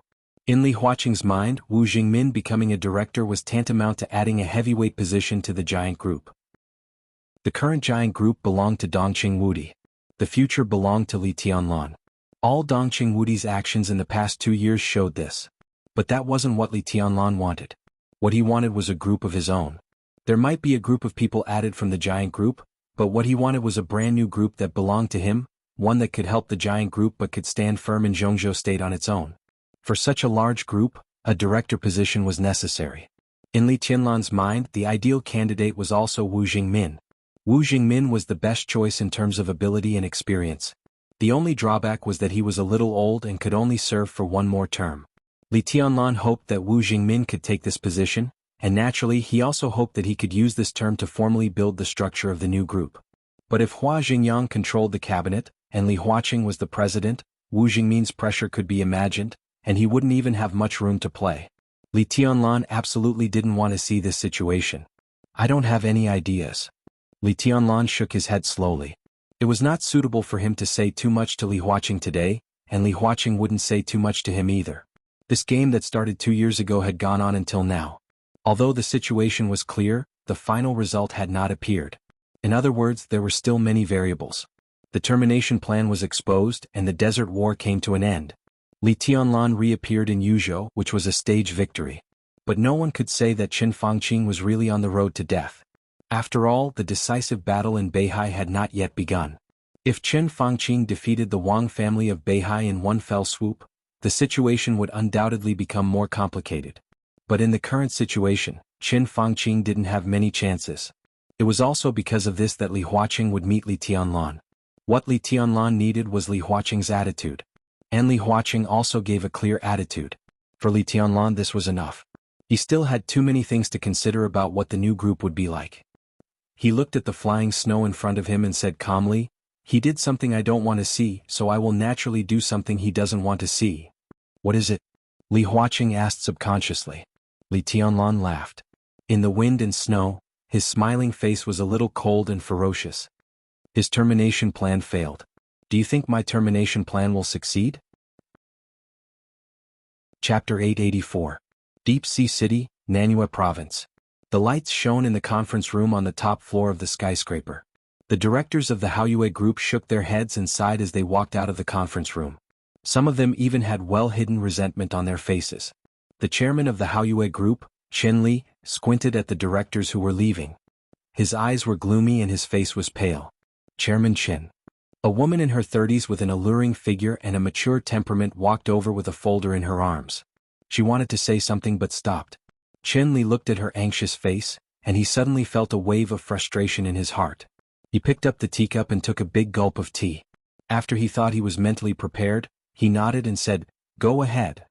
There are some problems with the number 6 plot that was auctioned in Deep Sea City. The approval process can't be completed for now." The woman, who was both Chen Li's personal assistant and mistress, said cautiously, "Don't worry about the approval process. It's his business to start the construction ahead of schedule. I'll find someone to take care of it." Chen Li waved his hand impatiently. "Okay." The assistant nodded and said softly, 3 hours ago, 4 Malaysian groups stopped their cooperation with us at the same time. One of them has already paid the penalty fee. Malaysian. Qin Li's eyebrows twitched. His eyes were cold and gloomy. However, he was indeed under a lot of pressure. He could only shake his head and say, "What else?" Many of our subsidiaries were seized in the morning.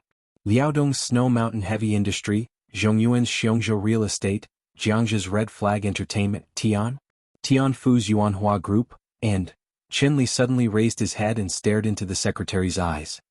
He seemed to be in disbelief and asked, "Where?" Tianfu's Yuanhua Group. The assistant obviously knew what Qin Li was asking and gave an accurate answer again. Her face was a little pale. Qin Li was silent for a long time. Tianfu's Yuanhua Group. Tianfu Province. This was the birthplace of the Haoyue Group. The Prime Minister, Qin Fangqing, had set up the Haoyue Group when he was the deputy governor of Tianfu. The headquarters of the Haoyue Group was currently located in the Nanyue Province, but they had never given up on the management of Heaven's Sanctum. This was a behemoth with a market value of more than 300 billion Zhongzhou dollars. Among all the private enterprises in Zhongzhou State, Haoyue Group could be said to be one of the strongest hegemons. Its industries were spread across dozens of countries around the world, and it could make its voice heard in every province of Zhongzhou State. Central Plains, Liaodong of course. Qin Li could understand that the subsidiary companies in Zhejiang and other places were in trouble, and he was mentally prepared for it. But Heaven's Sanctum? How could this be? The Yuanhua Group was the most important subsidiary of the Haoyue Group in Heaven's Sanctum, as well as a huge source of tax revenue for the entire Heaven's Sanctum. Just what kind of determination would make the Heaven's Sanctum decide to cut down this cash cow? Qin Li subconsciously took out his phone and wanted to make a call. However, when he opened his contact list, he paused. The assistant couldn't help but take a step forward and said hesitantly, "President Qin?" Qin Li turned around and looked at him expressionlessly. "Did something happen to the Prime Minister?" The assistant's voice was cautious. The corners of Qin Li's mouth twitched, revealing a bitter smile. "Accident?" He didn't know whether it was an accident or not. The assistant might not know some of the inside stories, but Qin Li naturally knew enough about the Desert War. He had never thought that Qin Fangqing, who was like a god in his mind, would one day be forced into such a situation by a young man. He was Qin Fangqing's nephew. His biological nephew. The Haoyue Group was founded with the support of Qin Fangqing. For many years, the Haoyue Group had been worthy of Zhongzhou State and didn't owe anything to the people. As one of the leading private enterprises, it also played a huge role and made a lot of contributions to the society. And Zhongzhou State also deserved its contributions. This was a win-win situation. But now, was the situation going to change? Qin Li silently put down his phone. He originally wanted to call Qin Fangqing, but he suddenly thought that if he handled this matter well, could he also relieve some of his uncle's pressure? Qin Li stood up, made up his mind and said calmly, "Prepare the car. Let's go to Tianfu Province." The assistant turned around and left in a hurry. Qin Li changed his clothes and went downstairs quietly. Qin Li's exclusive black Bentley had stopped in front of the group building. Qin Li sat in the car with the assistant. He unconsciously put one hand on the assistant's slender and elastic thigh in silk stockings, and said calmly, "To the airport." The driver started the car. The car slowly left the Haoyue Group building, entered the road and went straight to the airport expressway.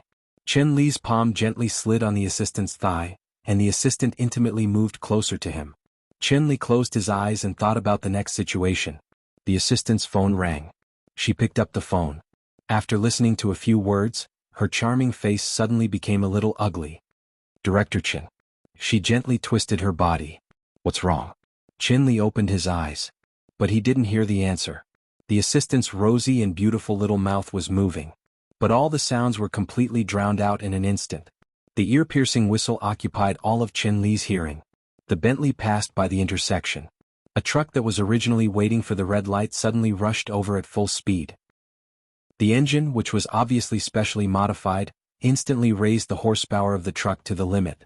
The ear-piercing whistle roared through the whole street. The truck had reached its limit of speed and like a mad bull, it directly hit the Bentley. There was a loud bang. The body of the Bentley was completely sent flying in an instant. The huge impact completely deformed the car. The bulletproof car window suddenly shattered, and the car rolled from the air to the ground.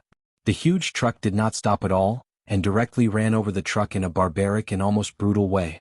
Blood splattered through the broken windows. The weight of the truck caused the fuel tank to burst. A loud explosion suddenly rang out on the streets of Deep Sea City. Flames soared into the sky. The Bentley and the truck were instantly turned into spare parts in the huge explosion.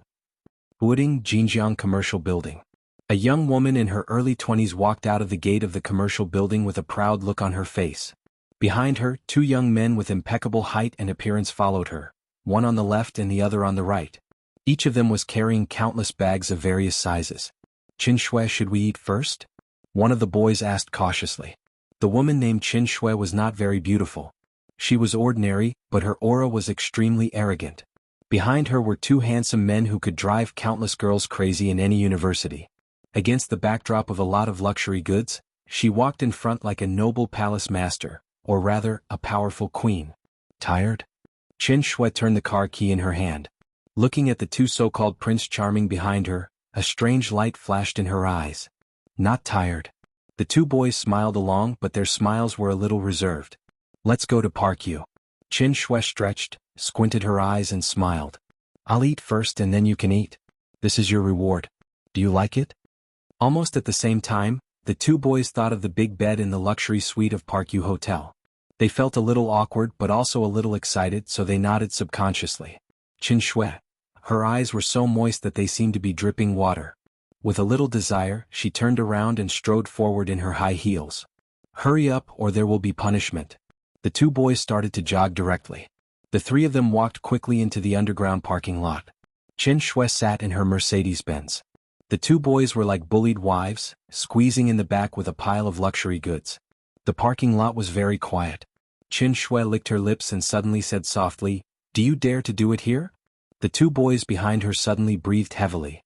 Qin Shui smiled charmingly. "I'm teasing you two fools." She inserted the key, started the car and stepped on the accelerator. "Let's go, Virum," the sound of the engine sounded. Boom. A violent explosion suddenly blew up all the cars within a radius of more than 10 meters. The bodyguards near Qin Shui didn't even have time to react. The whole Mercedes-Benz burned fiercely in an instant. Qin Shui and the two boys let out a scream of extreme terror. The fire was raging. The super high temperature instantly melted the car and the people in it. Yuzhou Hidden Dragon Sea. Li Huaqing looked at Li Tianlan with a solemn face. "What termination plan?" he asked slowly. "It's the termination plan." Li Tianlan said casually, "It's an old trick. It's not new at all. If Chen Fangqing can play, I can play, and the Wang family of Beihai can also play.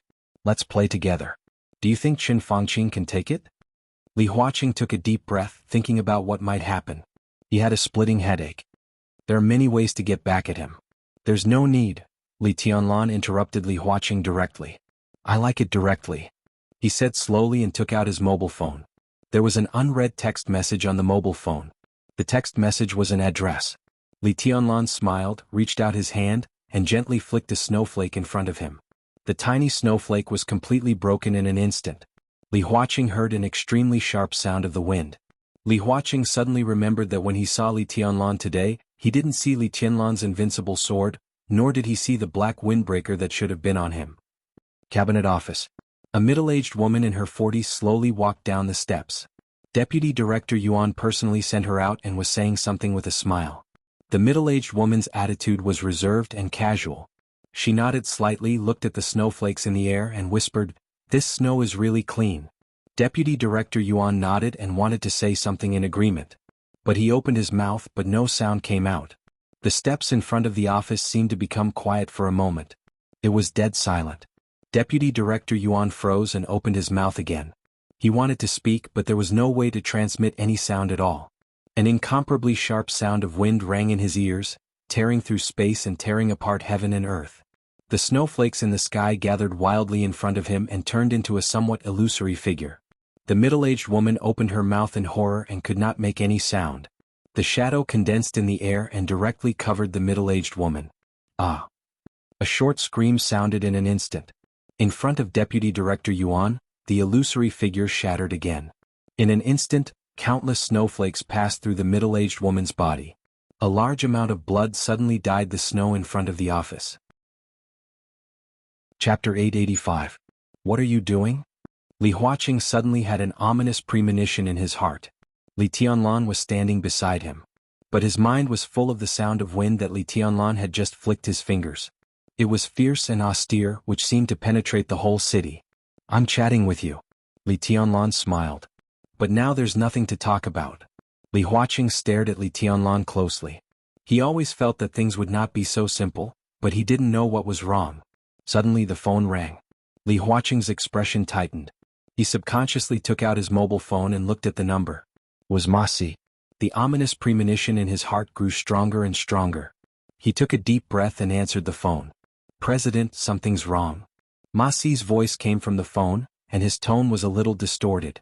It was a very complicated tone, which included shock, fear, excitement, worry, and disbelief. Li Huaqing had a headache. He glanced at Li Tianlan, who was still standing beside him calmly, and said in a low voice, "Speak." Half an hour ago, Qin Li, the chairman of the Haoyue Group, was involved in a major car accident on his way to Deep-Sea Airport and died on the spot. 25 minutes ago, the car of the Prime Minister's granddaughter, Qin Shui, exploded. It seemed to be an accident caused by the spontaneous combustion of the car. The fire was very fierce. Qin Shui was in the car and couldn't escape. Li Huaqing's body shook violently. 5 minutes ago, Ma Si's voice continued, Miss Qin Li Juan was killed in front of the cabinet office. There was no murderer at the scene. According to Deputy Director Yuan, Miss Qin was pierced by a snowstorm and riddled with holes. Li Huaqing's arm trembled slightly. The Haoyue Group had been jokingly called Qin Fangqing's cash cow. The chairman, Qin Li, was Qin Fangqing's nephew. Half an hour ago he died. In recent years, Qin Shui was also famous in the young circle of Yuzhou and Huading. Although the eldest daughter of the younger generation of the Qin family was absurd, she was deeply doted on by Qin Fangqing. It could even be said that she was Qin Fangqing's favorite granddaughter. 20 minutes ago she also died. Qin Li Juan, Qin Fangqing's second daughter, was the chairman and general manager of a large state-owned investment group in the southwest of Jianghu state. She enjoyed the treatment of a governor. In a small circle of the prince group with Qin Fangqing as the core, Qin Li Juan's identity was extremely sensitive. 5 minutes ago she also died. Pierced by the wind and snow? Li Huaqing felt the wind and snow falling on his body and cursed in his heart. What kind of messy cause of death was this? His phone kept ringing. Li Huaqing hung up and looked at the phone screen. Countless notifications popped up at the same time. Major search engines, social media apps, and news websites in Jianghu State began to push the news almost at the same time. At 10:40 a.m., Haoyue Group's chairman, Qin Li, passed away in a car accident. For details, click. Qin Li Juan's murder happened too quickly. Qin Shui's matter seemed relatively simple. The death wish of the Haoyue Group's chairman, Qin Li, had undoubtedly become a breakthrough point. Looking at this message, Li Huaqing felt like he was looking at an extremely dangerous storm that could devour everything. There was no doubt that this was Li Tianlan and Wang Xingxiao's counterattack. Precise, ruthless, and brutal. In a situation where no one was prepared, that storm blew up from the Haoyue Group, bringing with it a touch of ferocity that everyone could feel. Li Huaqing suddenly turned his head and looked at Li Tianlan. "Did you do it?" Li Tianlan was also looking down at his phone. The giant group and the Southeast Group joined hands, so the resources they could use were unimaginable. Countless media outlets were crazily pushing the news of Qin Li's death. So, this was indeed a counterattack. But it was just the beginning of the counterattack. In the next short period of time, countless news about the Haoyue Group would be exposed in the form of blockbuster bombs. And this was also a beginning. Li Tianlan put his phone back in his pocket, smiled and said slowly, "I'm here." Qin Li died in Shanghai City, thousands of kilometers away. Do you really think I'm an immortal? I'm not talking about Qin Li. Li Huaqing stared at him closely. He could be sure that Qin Li's death was not done by Li Tianlan. That was not Li Tianlan's style. What was Li Tianlan's style? It was blatant. For example, he would destroy the Tang family and slaughter the Qi family. He would not hide it at all. Qin Li's car accident and Qin Shui's death were perfectly arranged. It was the kind of perfection that no one could find any clues at all. This was clearly the style of the Wang family of Beihai, or Wang Xingxiao's style after losing Wang Tianzong. Qin Li Juan's death was completely different. The wind and snow pierced into the body? As long as anyone was not stupid, they could basically guess that it was sword energy. In the Desert War, Li Tianlan had fully demonstrated the ability to kill people from a distance. Everyone would suspect Li Tianlan and even believe that it was done by Li Tianlan. Is it you or not? Li Huaqing growled in a low voice. The smile on Li Tianlan's face faded little by little. He looked at Li Huaqing and said expressionlessly, If I hadn't investigated Qin Lijuang clearly, I would even think that she was your daughter. Li Huaqing's momentum stagnated. You're supporting me now. Li Tianlan stared into Li Huaqing's eyes, and his voice was strong and cold. Is this your way of revenge? Li Huaqing sneered. This is just the beginning. Li Tianlan said lightly. What I said is that I will support you. Li Huaqing was silent for a long time before he spoke in a low voice. Li Tianlan raised his eyebrows. He found this sentence very interesting, and it was also very suitable for his current needs. Li Huaqing would support Li Tianlan. But it did not mean that he supported Li Tianlan now. Was he still leaving some leeway? Waiting for the result of the final battle in Beihai? Was there still hope for Qin Fangqing? Li Tianlan smiled. Then he said calmly, this is your style. How to support you is something I need to consider. Tianlan, remember your identity. You are from Jianghu State and the biggest reliance of Jianghu State in the next few decades in the Dark World. After all, the Prime Minister is the Prime Minister. His family should be protected. Don't break the rules otherwise. Are you threatening me? Li Tianlan interrupted Li Huaqing's words and laughed strangely. Li Huaqing frowned. This is not a threat. The rules? What are the rules? Tell me what? Yes, rules. He took a step forward and approached Li Huaqing. When the plan termination was launched, who told Qin Fangqing the rules? When the plan was exposed, who told Qin Fangqing the rules? When the blockade was carried out and more than 1,000 soldiers of Emperor Dong's palace died in the desert, where were the rules? So you tell me, damn it. What? Yes, rules? Li Huaqing did not move. Looking at Li Tianlan's eyes that were almost spitting fire, he did not give in at all. I also told the Prime Minister this. Don't break the rules. Li Tianlan nodded and took a step back. But obviously he didn't listen. What a coincidence. Now I don't listen to what the rules are and how others treat me. That's how I treat others. What are the rules? In this matter? Li Tianlan suddenly turned his head. In the wind and snow, Qin Fangqing's figure appeared in the distance. Li Tianlan smiled. He tugged and said in a cold voice, I am the rules. Li Huaqing took a deep breath and did not speak. He turned his head and also looked at Qin Fangqing, who was rushing from a distance. There was no image. It seemed that because he was in a hurry to go out, Qin Fangqing did not even have time to put on a coat. He was wearing a thin white shirt, and his hair was messy because of the wind and snow. His majestic face was no longer serious, but with unconcealed anger and killing intent.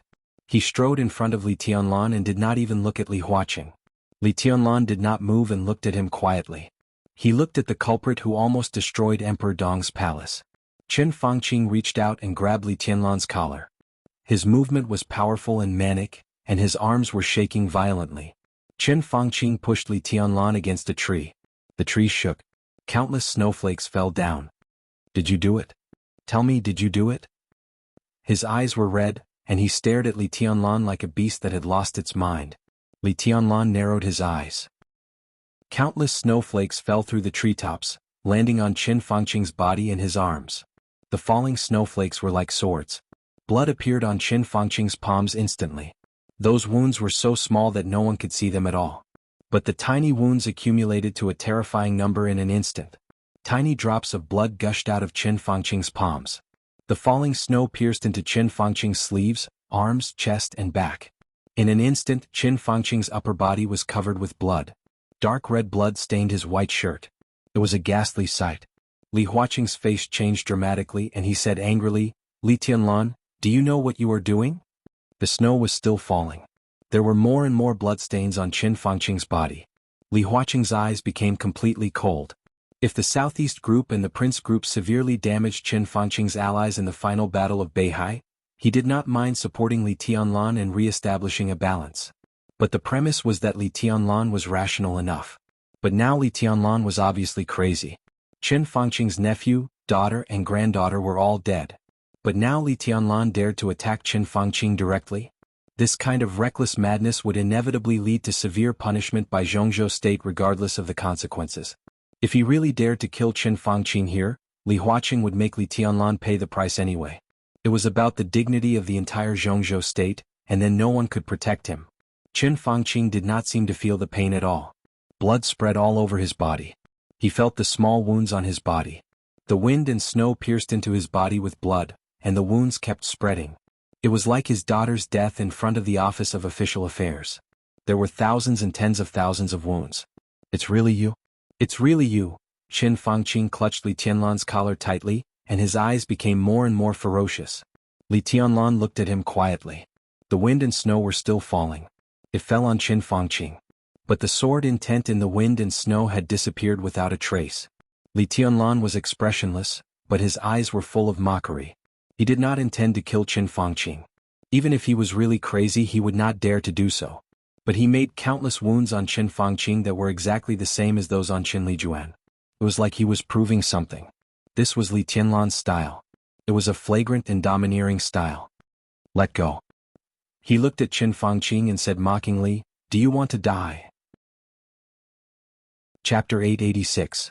Qin Fangqing's family was not prominent, but it was not grassroots either. His family background was neither high nor low. From childhood to adulthood, he went all the way from the grassroots to the position of prime minister. In this life he had encountered many threats. But no one had ever asked him if he wanted to die. Li Tianlan's eyes were cold and indifferent. That touch of mockery flashed in his pupils, and then it turned into a faint but extremely real killing intent. Qin Fangqing trembled all over, and it could even be said that he was trembling all over. It was not fear. It was extreme anger. His eyes were red and he said word by word, "Do you dare to kill me?" He grabbed Li Tianlan's collar tightly and sneered, "Come on, kill me. I want to die now. Come and kill me." "You don't have to be in such a hurry to die," Li Tianlan said seriously.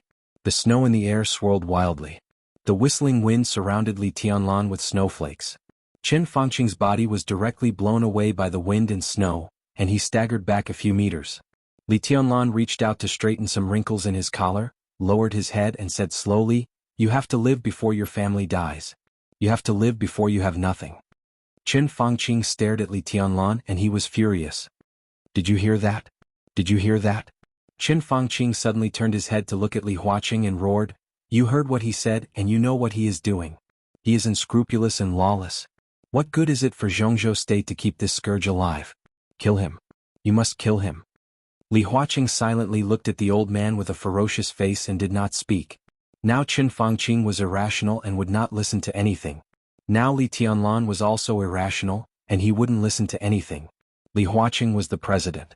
But the president could not do whatever he wanted. At least for now he could not do anything. Perhaps Qin Fangqing's biggest mistake was not realizing Li Tianlan's identity.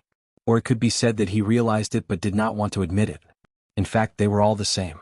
Li Huaqing, Qin Fangqing, Dongqing Wudi, the Wang family of Beihai, Emperor Dong's palace. They were all the same.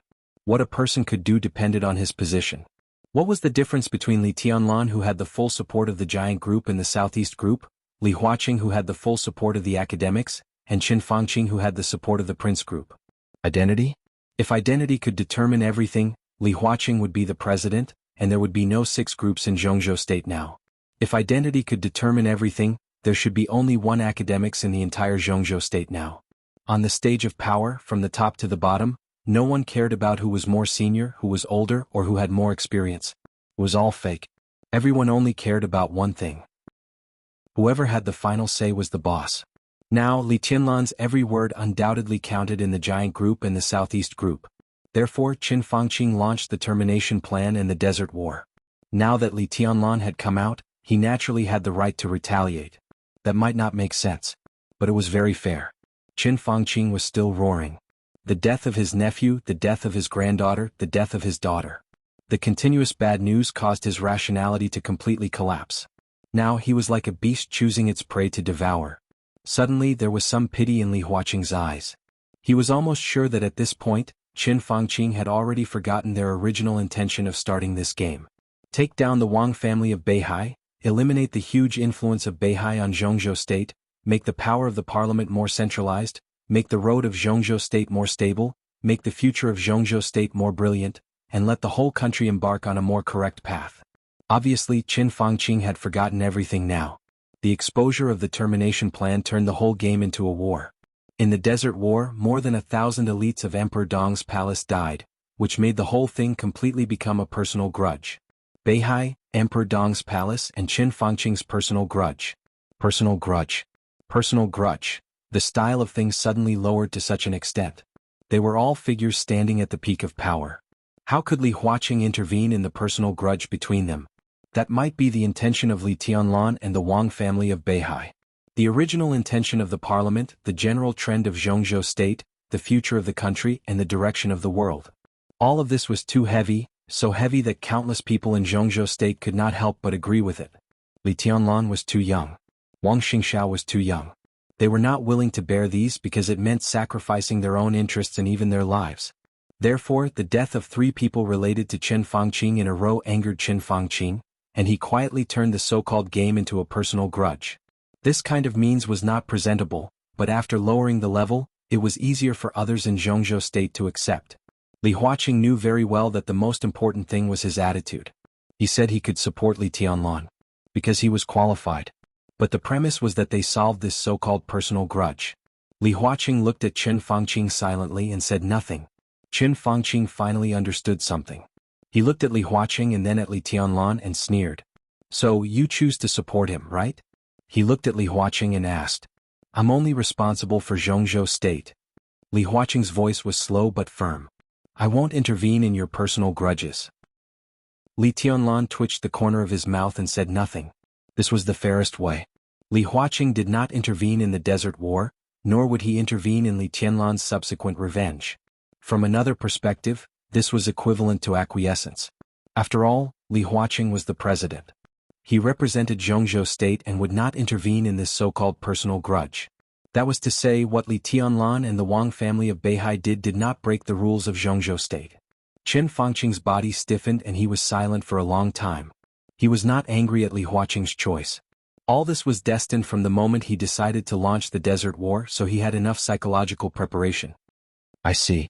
Qin Fangqing took a deep look at Li Huaqing and his tone was a little cold.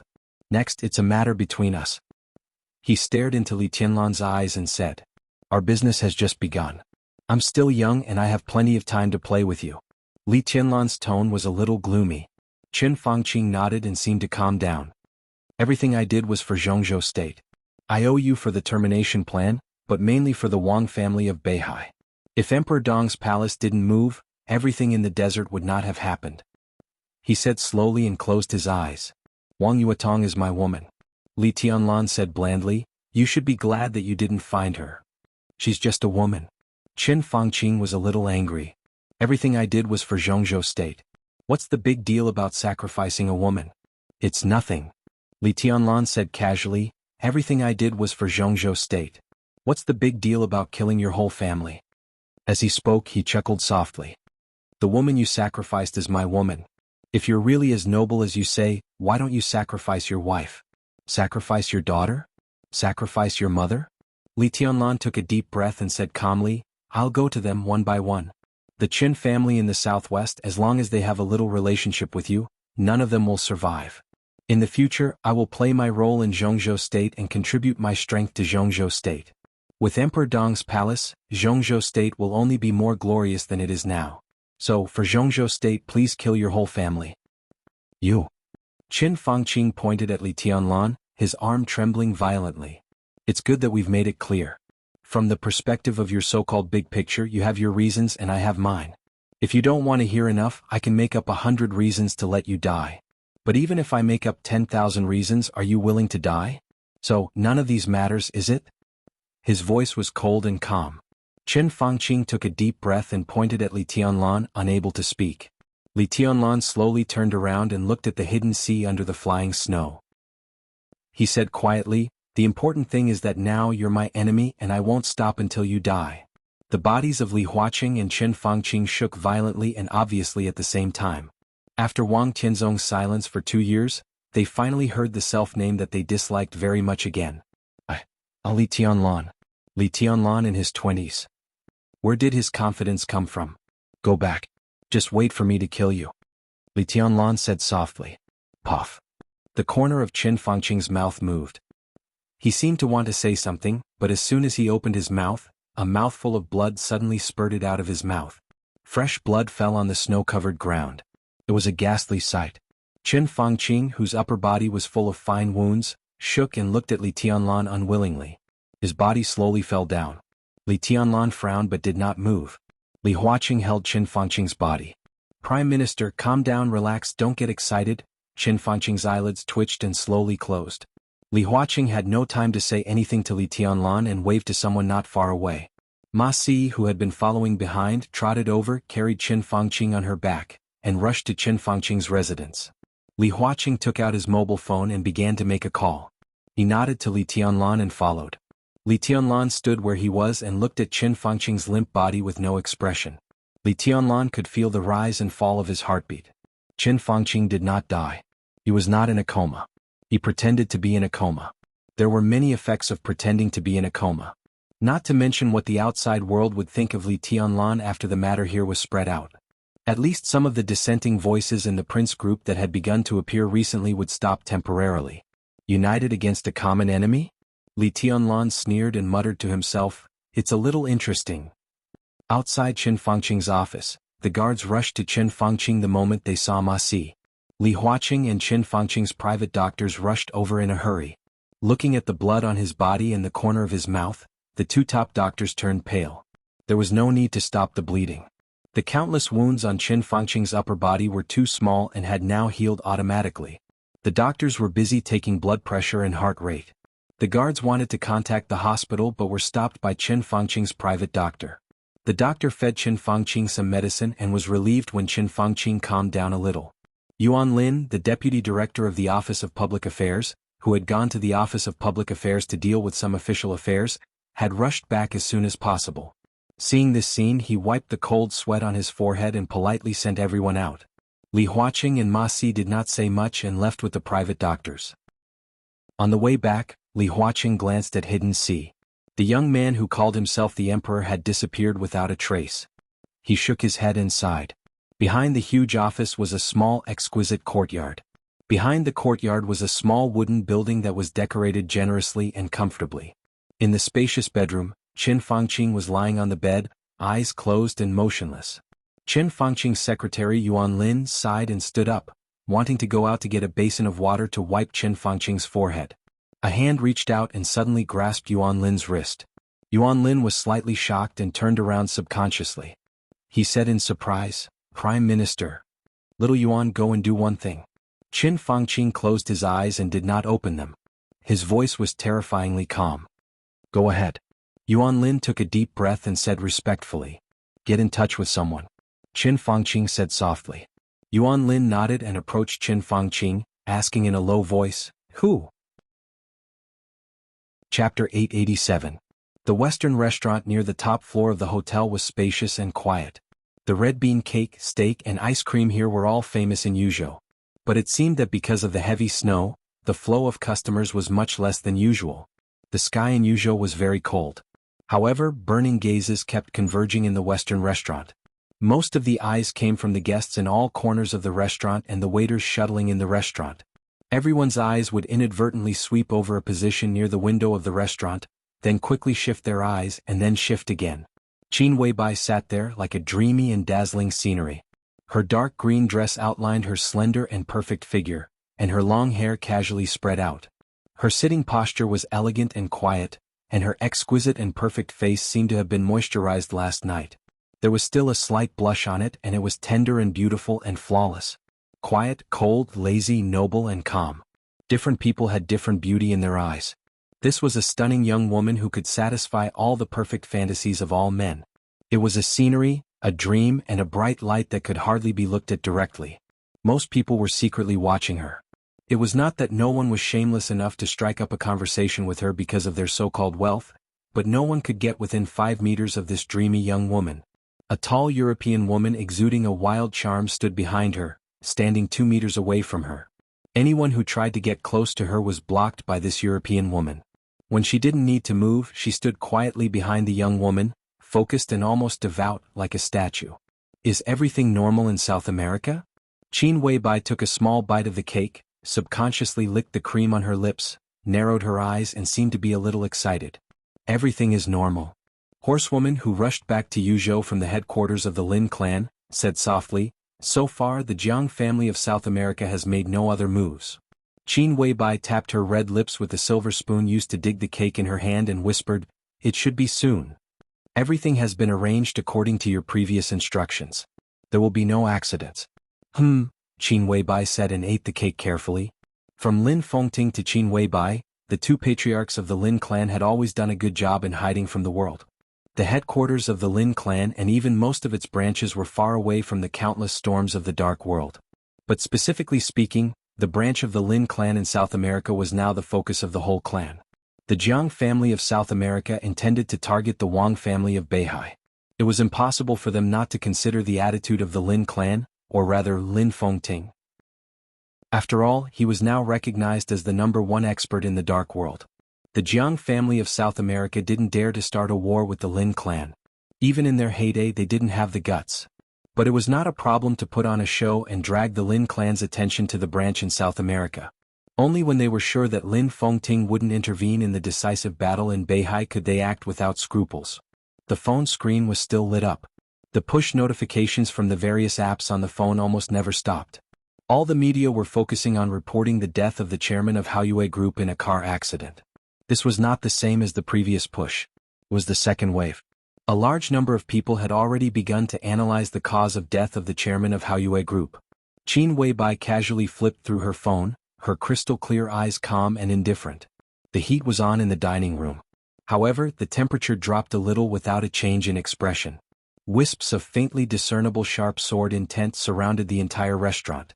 Two middle-aged men came in. Qin Weibai glanced at them. "Boss." Saint and military counselor spoke at the same time. Without black cloaks or hiding their whereabouts, both of them were dressed in casual clothes. Under the gaze of countless people in Yuzhou, they came to Qin Weibai. Military counselor's smile was easygoing and vague. He stood with the Saint. His own force field and Saint's sword intent merged with each other and enveloped his body. No one could see military counselor's appearance clearly. "Sit down." Qin Weibai nodded. "Want to eat something?" "Okay." Military counselor, who rushed to Yuzhou overnight, didn't stand on ceremony. He took the menu from the waiter and ordered some food, while Saint asked for a glass of water. "How's the preparation going?" Qin Weibai had a small appetite. She only ate half of the cake and pushed it aside. She picked up a napkin and wiped the corners of her mouth, asking casually, "I've convinced all the people who should be convinced. There won't be any problem. Now it seems that the academics' determination is greater than we thought. When I was in the car just now, Deputy Minister Hua Xingyang called me. He reacted very quickly." Military counselor chuckled. Qin Weibai raised her eyebrows and seemed a little surprised. "Haoyue?" Military counselor nodded with a smile. Qin Weibai thought for a moment and smiled. "It's a good entry point. But the plan of the Wang family of Beihai is like a wedding dress for you. Jianghu state can't go to the Wang family of Beihai at this time. I can say that I'm their best choice." Military counselor smiled. "And the worst choice?" "If they know that you're military counselor, their expressions will be wonderful," Saint said lightly. Military counselor's identity was very sensitive to the outside world. It was even more so for Jianghu state. In fact, from the very beginning of his rise in Jianghu state, all the groups had been trying to win him over. Military counselor had never made a clear statement to any party.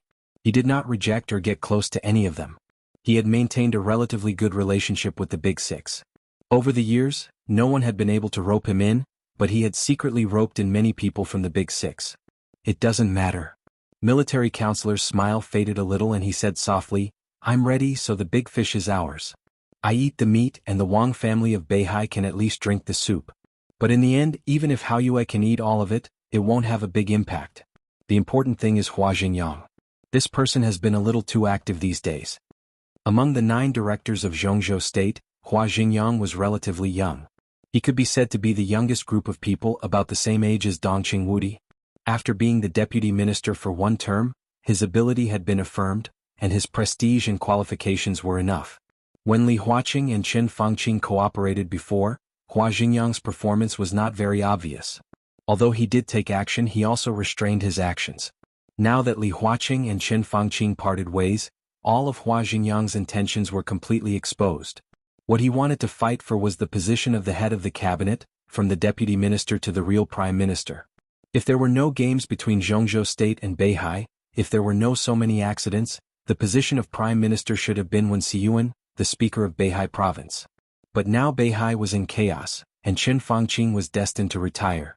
After Li Huaqing was confirmed to be re-elected, the position of the head of the cabinet, which had not been clearly owned, became a position that all parties were determined to get.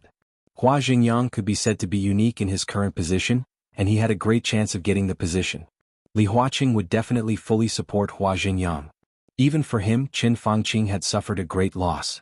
After the Prince Group suffered a great loss, Li Huaqing hoped to see the emergence of an extremely powerful academics. At that time, the academics would occupy the positions of president and prime minister, and they would be able to better control the overall situation. This kind of extremely strong situation was absolutely not what he wanted to see, because it also meant that under the strength of the academics, any emerging group would struggle. Qin Weibai thought about it and shook her head. Don't worry, Tianlan will handle it. Military counselor nodded and did not say much. The core framework still needs one core. Have you communicated with the giant group? Qin Weibai asked. Military counselor wanted to say something but stopped on second thought. He glanced at Saint. Saint's expression was a little strange. Let the palace master communicate with the minister and the Bai family about this matter. Not to mention me, who in the whole Zhongzhou state dares to hit on Dongqing Wudi's wife. Qin Weibai smiled slightly. Well, it's better for Tianlan to go. Bai Qingqian will agree and so will Dongqing Wudi. He should be very clear that a new group is much better than letting Tianlan take over the giant group. In the core structure of the new group, the current deputy prime minister Wu Jingmin was undoubtedly the core. Li Tianlan would concentrate all his efforts to push Wu Jingmin to the position of director.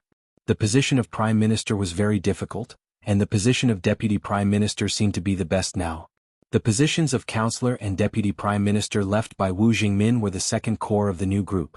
At present, there were limited candidates for this position. There were even fewer candidates who could be trusted, had enough ability, and could continue to maintain close ties with the giant group. The best candidate was undoubtedly Bai Qingqian. Regardless of qualifications or ability, she was qualified to be a counselor. The third core was Zhou Yuanshan, the speaker of Jianghu. Wu Jingmin, Bai Qingqian, Zhou Yuanshan. These three people were enough to plan the future of the new group for at least 20 years. The peak period of the new group would also be when Zhou Yuanshan reached the top 20 years later. The Dongqing clan had unconditionally supported Li Tianlan. With the addition of Bai Qingqian and Zhou Yuanshan, the core personnel of the three pillars of the giant group would enter the new group. This would also make it more convenient for the new group to absorb talents from the giant group, but it would not take over the system of the giant group. Everything was for the best. Indeed, the giant group is too loose. Although the cohesion has increased after the reshuffle, in the end, the main departments of the giant group are still the giants from all over Zhongzhou state. Each of them has different interests. If the palace master wants to control the giant group in the future, he will inevitably waste too much energy. It's better to turn the power in his hands into a new group.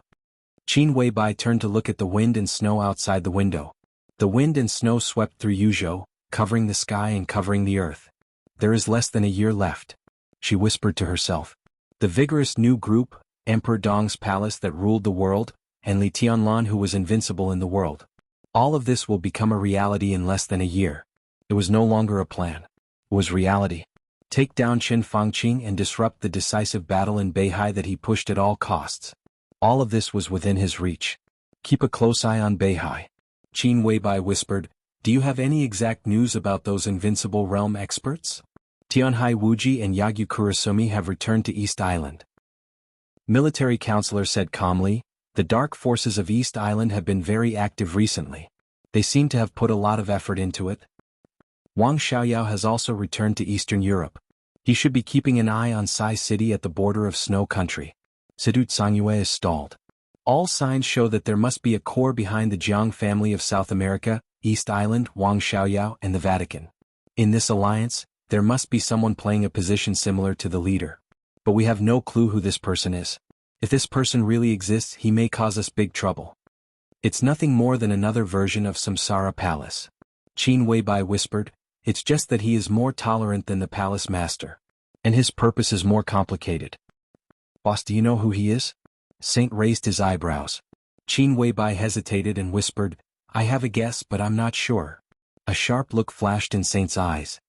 Since you have a guess, why don't alert him. You're definitely not his match now. His state is very special. It's probably equivalent to another state of Tianlan. Qin Weibai shook her head. If so, let His Highness do it in person, military counselor said half a sentence. He paused subconsciously. Qin Weibai looked at him quietly and didn't speak. She wasn't sure who the person hiding in the dark was, but she had some guesses. Similarly, the person hiding in the dark was not sure who Qin Weibai was now, but he would also have some guesses. If Qin Weibai's guess was wrong, it would be a mistake. But if she was right, what would happen? Qin Weibai frowned and whispered, "It's a little troublesome." Military counselor was silent for a while and quietly changed the topic. Jianghu and Morade's current whereabouts are unknown, but there are no invincible realm killers. There are signs that he seems to have entered Jianghu state. Qin Weibai's eyes suddenly froze. "Are you sure?" she asked softly. "I'm not very sure. This kind of invincible realm killer is the most difficult to grasp. It's almost impossible to find his trace. What I have now are some vague clues. I'm not even sure if he is in Jianghu state." Military counselor said with a bitter smile. Qin Weibai murmured thoughtfully, "If he is really in Jianghu state, what's his purpose? Who does he want to kill?" "To kill you," Saint said calmly. "That's the most likely reason. There's another person. At present he's even more important than me." Qin Weibai said quietly. "Oh, Wang Yuetong." Military counselor and Saint looked at each other. Wang Yuetong. Chen Fangqing's termination plan, didn't he give up his evil intentions? "They can't find Wang Yuetong," military counselor said slowly. "Maybe it's because of this that you can't find the Jew." Qin Weibai looked at military counselor meaningfully and said word by word, "Find the Jew and use the method you think is the best." Military counselor smiled bitterly. He knew what Qin Weibai was hinting at. He sighed and shook his head, looking down at the steak that the waiter had just served. The medium-well steak was his favorite, but under Qin Weibai's gaze the steak in front of him suddenly didn't taste good. The phone rang. Horsewoman standing behind Qin Weibai picked up the phone, handed it to Qin Weibai and said softly, "It's His Highness." Qin Weibai's eyes softened. She took the phone and glanced at military counselor faintly. Military counselor subconsciously avoided Qin Weibai's eyes. He was so hungry that he completely lost his appetite. "Tianlan, have you finished talking?" Qin Weibai answered the phone and smiled softly. "Yes." Li Tianlan's voice sounded a little vague. There was an extremely fierce wind coming from the phone. "I'm going to leave Yuzhou. I'll come back in the evening. I'm going to have dinner with the minister and Aunt Bai." "Where are you going?" Qin Weibai was a little curious. High in the sky, the bustling Yuzhou gradually receded under his feet. The wild wind and snow kept flying in front of Li Tianlan. The black windbreaker on him fluttered unscrupulously in the wind and snow high in the sky. The incomparably complex golden lines completely enveloped Li Tianlan like flames. The city receded under his feet. Li Tianlan went all the way north. He held the phone, narrowed his eyes and whispered, "Sai City." Qin Weibai was silent for a while and said with some hidden bitterness, "Is it so urgent? I'm still waiting for you to have dinner with me." "It's urgent." Li Tianlan chuckled and said, "Race against time. Someone once killed an invincible realm expert with one shot from 10,000 meters away. Someone once established Heaven Capital with East Island as the foundation. Someone once judged the whole dark world with his own power. There had also been someone who had ended the Supreme Chosen One in the sky above Mormons. It was all in the past. The once magnificent era had passed. In his era, everything. He would do it himself. Chapter 888. Number 16 Qingming Alley, Yuzhou. 2 years ago for the huge Yuzhou, this was a completely dispensable place. For the past 2 years, this place had always been an extremely awkward place. Today, 2 years later, this place had almost been completely forgotten by people. Number 16 Qingming Alley was not a small place. It was a courtyard house. Although it was a little old, the environment was still passable. In Yuzhou, where the pace of life was so fast that it made people dizzy, this area could be considered a leisurely place. A leisurely area. A group of people who didn't want to wait for death. Therefore, the atmosphere in the courtyard house had always been very strange. The falling snow dyed the courtyard and walls of the courtyard house white. There was a reclining chair in front of the entrance hall of the courtyard house. Lu Qing was lying on the reclining chair, watching the snowflakes slowly fall on his body. His eyes were numb like a salted fish without a dream. There were people busy in every room of the courtyard house. Searching for information, comparing files, analyzing intelligence. It seemed to be a very busy scene. But in fact, everyone was a little absent-minded. A middle-aged man next to Lu Qing was squatting and smoking. The tobacco fell on the snow with the hot air from his mouth. The middle-aged man shook his head with a depressed expression. What are we now? Lu Qing looked at the snowflakes and suddenly laughed at himself. The words of the middle-aged man, who looked extremely depressed, were even more depressing. The task force? Yes, the task force. Lu Qing nodded and smiled a little strangely. A high position and a great responsibility. The task force sounds quite scary, but what can we investigate? The information in our hands has been turned over. Apart from the information, we have nothing else. The key is that our case has made no progress, but the person involved in the case has already swaggered to Yuzhou. What's the point of our so-called task force? Investigation. The middle-aged man said gloomily. His tone was so honest that it made people cry. Lu Qing seemed to be used to the other party's temper. He shook his head and suddenly said, I want to leave this place, leave this damn place. In the eyes of Yuzhou, our so-called task force is a joke. We have always been a joke. The middle-aged man sighed and finished a cigarette before lighting another. Lu Qing didn't say anything. It seemed that he had nothing to say to the people around him. The task force had been established for 2 years. He was the third team leader of the task force. After 3 consecutive personnel changes, the task force, which had caused a sensation due to its high standards, had become more and more inconspicuous. The first leader of the task force was Yi Dongxing, councilman rank. The second team leader was Fan Tianyin, the minister of the Ministry of Security of Jianghu State. The rank of a governor. Lu Qing was the third team leader. Before becoming the team leader, he was the Secretary General of the Military Secretary Office, Deputy Governor level. This position could be said to be a direct descendant of the Special Warfare Group. This was also the result of the Prince Group and the Special Warfare Group's struggle to control the leadership of the task force. And there was only one thing they wanted to investigate. That was to investigate whether Qi Mulin's family, which had been wiped out by Li Tianlan, had committed treason and whether they had colluded with the Burning Legion. After Lu Qing became the leader of the task force, his only job was to prove that Qi Mulin had nothing to do with the Burning Legion. As long as he could prove this, then Li Tianlan's annihilation of the Qi family at that time would be a felony. Regardless of what would happen to Li Tianlan, at least he would have to stay in the desert prison for a few more years. No one could find any evidence of Qi Mulin colluding with the Burning Legion. But no one could find evidence to prove Qi Mulin's innocence. This so-called task force had no direction of investigation at the beginning. Moreover, neither Yi Dongxing nor Fan Tianyin paid much attention to this matter. This matter dragged on for almost 2 years. By the time Lu Qing came over, even if there was any previous evidence, it had been erased without a trace. This position was like a quagmire. Lu Qing was trapped in it on the first day he took office. There was no progress in the whole case since he became the team leader. Lu Qing often felt that he was a joke and the task force was also a joke. They carried out the so-called investigation every day. Day after day, Lu Qing didn't even know whether the task force was seriously investigating or pretending. And now, the task force was not disbanded. There was no clear conclusion. Li Tianlan came directly to Yuzhou from the desert. He hadn't been in Yuzhou for a long time, but until now no one in Jianghu State had raised any question about it. The existence of the task force seemed to have been completely forgotten. Lu Qing felt that he really seemed to have become a joke. He couldn't find any evidence and he didn't know how long he would have to suffer in this courtyard house.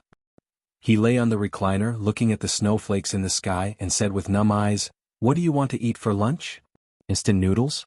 The middle-aged man who was smoking beside him looked depressed. He was different from Lu Qing. Lu Qing served as the team leader of the task force, and the Special Warfare Group had high hopes for him. They hoped that he could find some evidence that could directly hit Li Tianlan. He was shouldering a heavy burden. But with the departure of Yi Dongxing and Chen Fangqing, more and more people didn't take the task force seriously. Now the personnel transferred in were basically players who were not successful in various units. The middle-aged man's name was Li Liang. Before he came to the task force, he was the deputy director of a department of the police department. When he came, he also received a punishment. The others were roughly the same. For them, whether in their original units or in the task force, they were a joke, so it didn't matter where they were. Let's eat hot pot. Lu Qing felt the cold in the air and his heart was also cold. He was from Xinan City, and at this time he particularly missed the hot pot in his hometown. Are you treating? Li Liang raised his head and glanced at him. Do you want to drink at noon? Lu Qing looked a little annoyed. After a moment of silence, he said hoarsely, "Then let's eat instant noodles." Team leader is right. Let's eat hot pot. My treat. A hearty laugh suddenly rang out. A strong and burly figure walked in the door and his voice was loud. Lu Qing's eyes narrowed and he said lightly, Director Guo, you're in a good mood. Guo Yu, the director of the Intelligence Department of the General Staff Department and the first deputy team leader of the task force. Under the situation that the General Staff Department was managed by Yi Dongxing, Guo Yu could be said to be Yi Dongxing's direct confidant.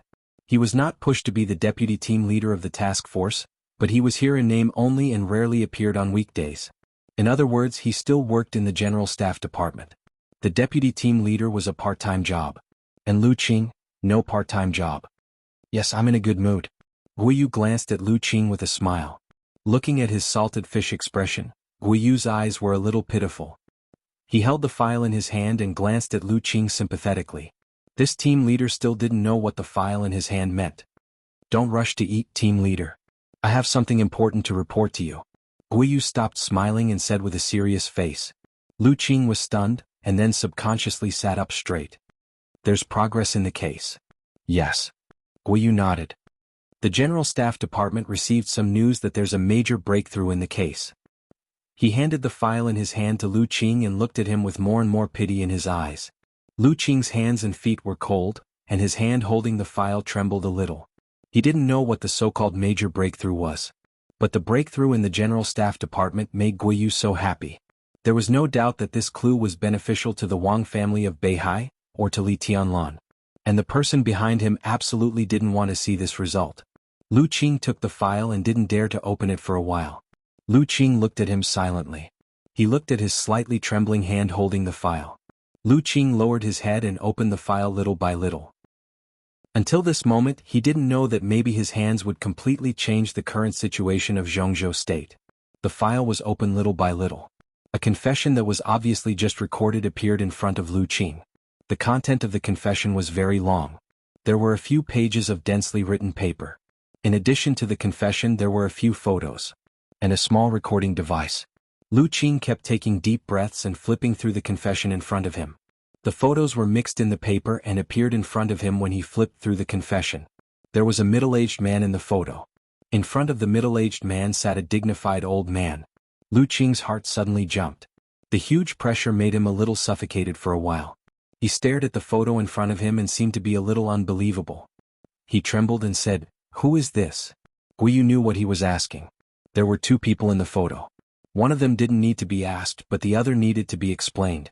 He smiled and said in a firm voice, "This person's code name is Black Eagle, a senior staff officer of the Burning Legion, a confidant of Legion Commander Ramelin, and one of the core military counselors of the Burning Legion." The confession is very clear that he was originally from Jianghu State, so after the Burning Legion took root in Tiannan, he was responsible for all the operations of the Burning Legion in Jianghu State. Guo Yu's voice was like thunder, rumbling in Lu Qing's ears. In other words, he is the main person in charge of everything of the Burning Legion in Jianghu State. Crack. The wooden deck chair suddenly broke. Lu Qing suddenly stood up and stared at Guo Yu. His expression was a little frightened, but more incredulous. You, he kept taking deep breaths and finally roared, "How dare you?" "It's the truth." Guo Yu looked at him and said calmly, "The evidence is in your hands." The photo slipped down with Lu Qing's trembling hand and fell on the snow. Li Liang, who was squatting and smoking, glanced at it and subconsciously broke the cigarette between his fingers. Lu Qing took a deep breath and couldn't speak for a while. The task force that had been set up for 2 years had investigated many times, but he never dreamed that there would be such a so-called evidence. To prove that Qi Mulan committed treason? Lu Qing laughed, laughing with incomparable fear. He found that his thinking was still too simple. In the photo, the person facing Black Eagle was not Qi Mulan at all. It was the top leader behind the scenes of the Special Warfare Group. Qi Baitsong, the former director of Jianghu State and the executive minister of the army headquarters. If the so-called evidence was spread, it would be a fierce storm that could sweep the whole Jianghu State. "You?" Lu Qing's voice was hoarse. "What the hell do you want to do?" Guo Yu bent down to pick up the photo and said lightly, "I'm just doing my duty as a member of the task force." Chapter 889. Lu Qing looked down at the confession in his hand. The paper of the confession swayed slightly with the movement of his arm. He only felt that all this was extremely absurd. The confession was very long. The content was detailed and explosive. The man codenamed Black Shadow explained a lot of problems from beginning to end. To be exact, It was a series of cooperation problems between the Burning Legion and the Special Warfare Battalion. The target was not Qi Mulin. It was not even Qi Baitsong. It was the whole Special Warfare Group. In the confession, Black Shadow said that the Burning Legion was Ramiro, the commander of the Burning Legion whom Qi Mulin met when he visited Africa.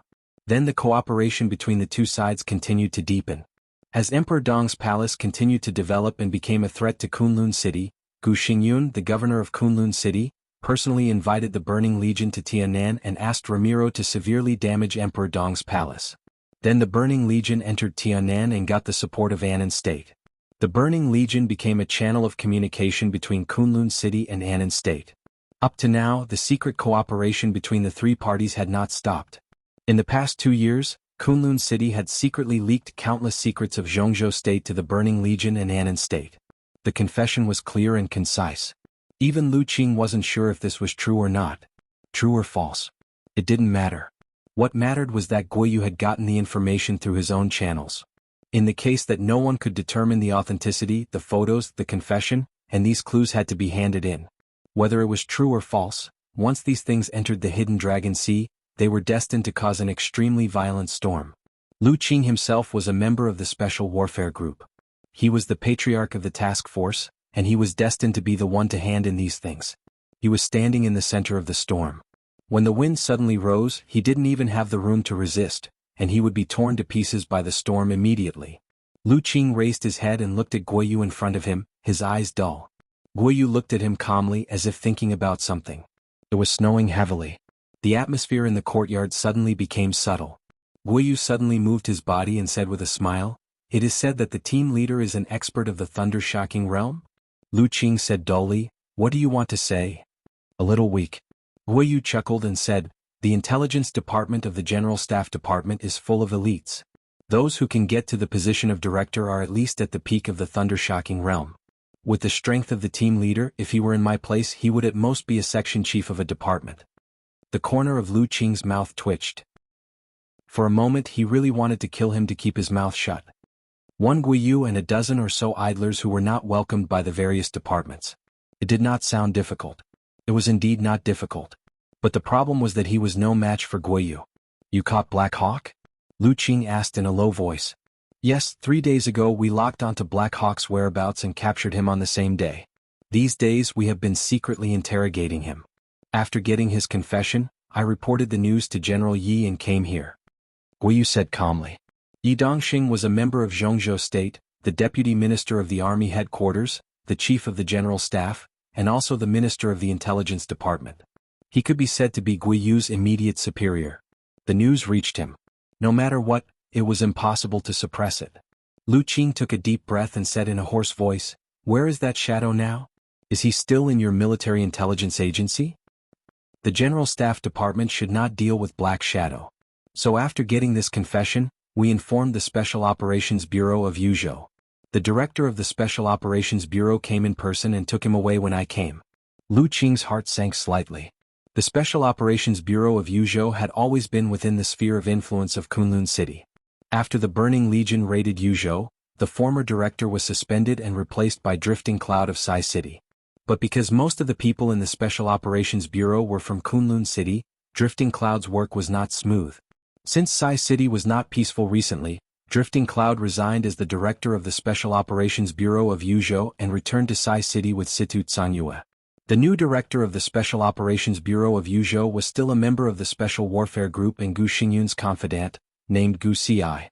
The other party dared to hand Black Hawk over to the Special Operations Bureau of Yuzhou, which meant that he dared to hand Black Hawk over to the Special Warfare Group. What did it mean to hand over a witness who could testify that the leader of the Special Warfare Group committed treason to the Special Warfare Group? Was the other party fearless? Or were these confessions all true? Lu Qing's heart suddenly wavered. Once again he recalled the contents of the confessions. Those contents clearly recorded Black Hawk's contact with Gu Xingyun and Qi Baitsong. Some of them were even the original words. Gu Xingyun clearly expressed his uneasiness and irritation about the rise of Emperor Dong's palace. He thought of the cause of the rise of Kunlun City, but Li Tianlan who had now reached the peak. The hatred was too deep, and there was no possibility of reconciliation. So Gu Xingyun mobilized the Burning Legion to raid Emperor Dong's palace in Tianan? How logical it was. Lu Qing even somewhat believed it himself. After all, the special warfare system was different from others. There were too many dark sides and unseen places in it. The vague rules meant that there were too many means that could be used, and Gu Xingyun was not that kind of person. A man who was waiting for death would do something and could do something when he saw Li Tianlan and the Li family rise from the ashes. Perhaps no one in Jianghu state would not believe this. Lu Qing was suddenly shocked and shook his head subconsciously. He actually began to doubt Gu Xingyun in his heart? Doubting his own leader? He took a deep breath, held the document, looked at Guoyu and was in a dilemma. Leader, maybe I should remind you. Guoyu said faintly, General Yi also has a copy of this information at this time, but this is the work of our task force. I think we should take some initiative. Lu Qing's mouth was full of bitterness. The so-called initiative was nothing more than to hand in the information before Yi Dongxing handed it over to the parliament. As a capable general of the Special Warfare Group, he had to hand in the evidence of the group's treason. This feeling was almost the same as the feeling of forcibly destroying oneself in a situation where one was unwilling to do so. But the information was already in his hands, and it was absolutely impossible not to hand it over. The only choice he could make was who to hand over the information first. Lu Qing took a deep breath, clenched the information in his hand and said in a deep voice, I see. Guoyu grunted and looked at him, motionless. Lu Qing was a little angry, subconsciously raised his voice and snorted coldly, Prepare the car, go to the Hidden Dragon Sea. The car soon stopped at the gate of the courtyard. Lu Qing hurriedly got in the car with the information. The car started. Go to the Hidden Dragon Sea. Lu Qing said in a low voice, Slow down, don't worry. The driver responded and the car slowly left the courtyard. Lu Qing picked up the phone and dialed a number. It was difficult for him to directly contact Gu Xingyun at his level. He was looking for Gu Fengbo, the deputy governor of Kunlun City. What's the matter? Gu Fengbo's phone was quickly connected. Governor. Lu Qing managed to calm down and said in a hoarse voice, Something is wrong. The General Staff Department caught an important figure of the Burning Legion, and he confessed some problems related to Kunlun City. I'm now on my way to the Hidden Dragon Sea. Yi Dongxing also has a copy of the same information. You'd better tell His Highness to be mentally prepared. Gu Fengbo was silent for a long time and did not speak. Lu Qing's heart became more and more chaotic. From Gu Fengbo's silence, he seemed to have a premonition of the authenticity of the information in his hand. Suddenly, the small amount of information in his hand became more and more hot. What information? Gu Fengbo asked. It's a confession and a few photos. I'll take them and send them to you, Lu Qing said. Chapter 890. There was a soft light in the almost luxurious study. The curtains were closed. One photo after another appeared on the screen connected to the mobile phone.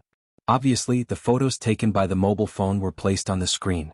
The content became a little blurred, but it was still clear. Because the photos were densely packed with words, the screen played very slowly. The photos rolled slowly one by one. The last one changed from words to images. In the photo, Qi Baitsong, the former director of Jianghu State, looked gentle and seemed to be saying something to the middle-aged man sitting in front of him. Gu Fengbo, the deputy governor of Kunlun City, sat on one side of the sofa, frowning. Gu Xingyun was facing the screen, watching all this silently and kept silent for a long time. Yi Dongxing also has the same information, and even the original of this information is in his hands. Lu Qing has no way. I guess this information has now reached the Hidden Dragon Sea. Gu Fengbo said in a deep voice. It's ridiculous. Gu Xingyun twitched the corner of his mouth and his voice was cold. His words showed enough confidence. Lu Qing was undoubtedly a smart man. So the confession he took with his mobile phone was all the key parts. For example, Black Hawk said that Kunlun City asked the Burning Legion to enter Tianan to attack Emperor Dong's palace. For example, other things that Kunlun City asked the Burning Legion to do. For example, the initial contact between the Special Warfare Group and the Burning Legion. It even included some of the contents of the conspiracy between Qi Baitsong and Gu Xingyun when he met them. These contents were indeed detailed enough. But in Gu Xingyun's eyes, everything was absurd to the extreme. Except that the so-called motive was correct. Everything else seemed to be off the mark. The initial contact between the Burning Legion and Kunlun City was not like this at all. As for the conversation between the man with the code name Black Hawk and Qi Baitsong, it had never happened. Black Hawk said that he was the military counselor of the Burning Legion and an important figure in contact with Kunlun City on behalf of the Burning Legion. He had seen Qi Baitsong, Gu Xingyun and Gu Qianchuan more than once, and they had also planned many things together. But in fact, Gu Xingyun had never seen Black Hawk at all. He had heard of this code name. Within the Burning Legion, Black Hawk was not even a core figure of the Burning Legion. He could barely be regarded as a high-level figure who had touched the surface. Gu Xingyun's expression was a little contemptuous, and he was a little angry in his heart, but he was not flustered. He had been in contact with the Burning Legion for a long time. It was true that Kunlun City was behind the Burning Legion's entry into Tiannan. However, Gu Xingyun was absolutely sure that he would not be caught. As for the things that Lu Qing had sent over, in his opinion, they were just child's play. They were the worst kind of framing. It didn't matter whether the leaders of the parliament believed it or not. It was naturally the best if they didn't believe it. Even if they believed it, Gu Xingyun did not panic at all. In the face of the confession sent by Lu Qing, he had 10,000 ways to easily prove the innocence of Kunlun City. A farce. Gu Xingyun shook his head. There's nothing to see. Maybe it's not just a farce. Gu Fengbo lowered his head and said thoughtfully, "This may be a warning. Tell me what you think." Gu Xingyun looked at the screen in front of him and said calmly, "Li Tianlan has just left the desert prison. It has been less than 24 hours since then, and this information suddenly appeared. What does this mean?" Gu Fengbo laughed in a low voice. "No matter what, this information is very important. If it can become a reality, it is indeed very important." Gu Xingyun said coldly. Li Tianlan entered the desert prison 2 years ago because he was guilty. The information that could prove Li Tianlan's innocence was extremely important. First of all, Li Tianlan had to get a firm foothold in leaving the prison. Everything that followed, including all of his revenge, could be carried out in a logical manner. Next, if there is no accident, Li Tianlan will pour all his firepower on the Prince Group. At this time, this information is obviously a warning to us not to interfere. If the information in the information, if it's really groundless, it can only prove that from the beginning, the Southeast Group has been suspecting that the Burning Legion has something to do with Kunlun City, but there is no evidence. Now that they have taken out this information, they want us to be overwhelmed. It's hard for you and Minister Qi to fall down, but Qi Mulin must be the scapegoat this time. They want to prove from the Special Warfare Group that Li Tianlan eliminated the Qi family for the sake of the country. At the same time, they want to disgust us and warn us not to support the Prince Group. Gu Fengbo shook his head. Gu Xingyun snorted coldly. Why should Qi Mulin be the scapegoat? I can easily explain the things mentioned in the information. They can't convict me, and Qi Mulin is naturally innocent. Li Tianlan will still have a stain on him. Black Hawk. Gu Fengbo was silent for a while and said in a low voice, "No one is sure how much Black Hawk knows. After all, he is a senior of the Burning Legion. Even if what he revealed can't threaten us, he himself is a variable." The Wang family of Beihai made up the so-called evidence crudely and didn't take it seriously. But who knows if they really have something? Even if what they have is far from the truth, it can still cause us great trouble. He picked up the teacup, took a sip, and said in a low voice, "In fact, I think Beihai must have something, but now they have no time to care about us. Li Tianlan, Wang Xingxiao, everyone is staring at the Prince Group and we have become secondary. Take this opportunity to clear the suspicion of the Special Warfare Group, push Qi Mulin out and prove Li Tianlan's innocence. Then this matter will be over. The Prince Group is obviously more tempting than us now and—" He paused and his face was a little complicated with fear. As soon as Li Tianlan left the desert, he killed First Elder with one sword strike. If he didn't continue, Li Tianlan could kill Gu Qianchuan in a second, and naturally he could kill Kunlun City. Even if the Special Warfare Group didn't cooperate, Li Tianlan could force Gu Xingyun to bow down. At least under that sword light, Kunlun City was now at a disadvantage in terms of strength and force in the face of Emperor Dong's palace. Now Li Tianlan and Wang Xingxiao only wanted to divide the interests of the Prince Group and didn't care about the Special Warfare Group. But if they were serious, Gu Qianchuan also appeared in the desert, and Li Tianlan had every reason to blame him. Murderous weapon. Gu Xingyun gnashed his teeth. The sword that illuminated the desert night sky spread throughout the dark world as soon as it appeared. All the superpowers came to a relatively unanimous conclusion in the shortest time. That sword light could not be explained from any point of view of martial arts. It set off from Zhongyuan, past Yan and Zhao, entered Dongshan, flew over Yuzhou and went straight to Beihai. From Beihai, it passed through Longjiang Province, Suzhou Province and entered the desert in one day. When the sword light completely lit up, from Beijiang to the desert prison, the sword light drew an arc of more than 100,000 meters. More than 100,000 meters. What did that mean? It was more than 100 kilometers away. At the moment when the sword light lit up, the sword energy had torn the ambitious team, destroyed the armored core, killed Gu Qianchuan in a second, and swallowed the murderous weapon setting Sunday. During the whole process, all the superpowers in the dark world had the most accurate test. Fast. Incredibly fast. From the appearance of the sword light to the death of Gu Qianchuan, it was more than 100 kilometers away. The whole process took 0.7 seconds. What did that mean? 0.7 seconds. No one could spread their sword energy to a distance of more than 100 kilometers in such a short time. The speed far beyond the speed of sound, the unparalleled destructive power, and the almost mythical flying distance all proved one thing. That sword was not Li Tianlan's sword. It was a murderous weapon. It was an unimaginably great power produced by the combination of many murderous weapons. The most terrifying thing was that with the continuous integration of the murderous weapons, the firepower of the murderous weapons seemed to be no longer pouring out at one time. With sufficient energy, Xianyuan Feng had the conditions to use it many times. With Xianyuan Feng's sword in hand, Li Tianlan in this state was even close to Wang Tianzong in Eastern Europe. He was truly invincible in the world. Kunlun City could not afford to offend such Li Tianlan. To be exact, they could not afford to offend him now. Xianyuan Feng. The only thing they could do was to wait and retreat. The prince group was in a panic. The final battle in Beihai was about to begin. The battle was imminent. Kunlun City and even the entire dark world were looking forward to the day when Xianyuan Feng ran out of energy. Now Li Tianlan might still be terrible without the murderous weapon, but he was definitely not invincible. Gu Xingyun's facial muscles twitched, and he only felt a stuffiness in his heart. Murderous weapon. Murderous weapon again. From the rise of Kunlun City to the present, it had always been stuck in a bottleneck because of the murderous weapon. During the period when the Li family fell, the Wang family of Beihai had Wang Tianzong. With the human emperor in his hand, no one in the dark world could fight against Wang Tianzong.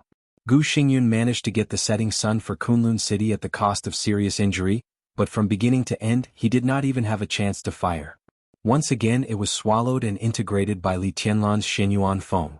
Now, in the face of Emperor Dong's palace that was changing every day, he also did not dare to act rashly because of a murderous weapon. What was Li Tianlan without the murderous weapon? What was he? This question was actually not important. The important thing was that Li Tianlan now had a murderous weapon. And it was the strongest murderous weapon in the dark world. Gu Xingyun rubbed his temples and was about to speak. The fax machine in the study suddenly made a harsh sound. Lu Qing had sent all the complete information and photos over. This time, Gu Fengbo looked at the time and said, Lu Qing has come out of the hidden dragon sea. He took all the information and handed it to Gu Xingyun. It's all here. Gu Xingyun nodded, took it and looked at it carefully.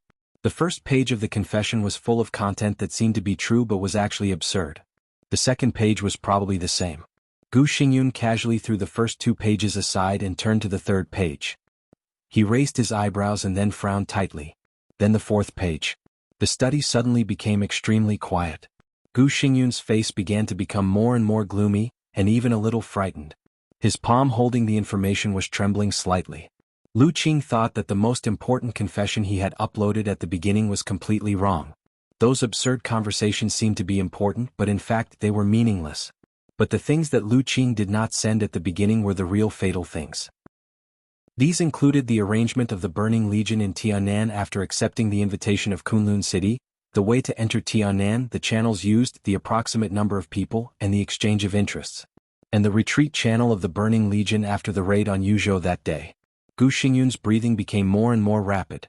These couldn't be things that Black Hawk could access. But it didn't matter. What mattered was that everything in the confession was true. This was obviously not the intelligence handled by Black Hawk.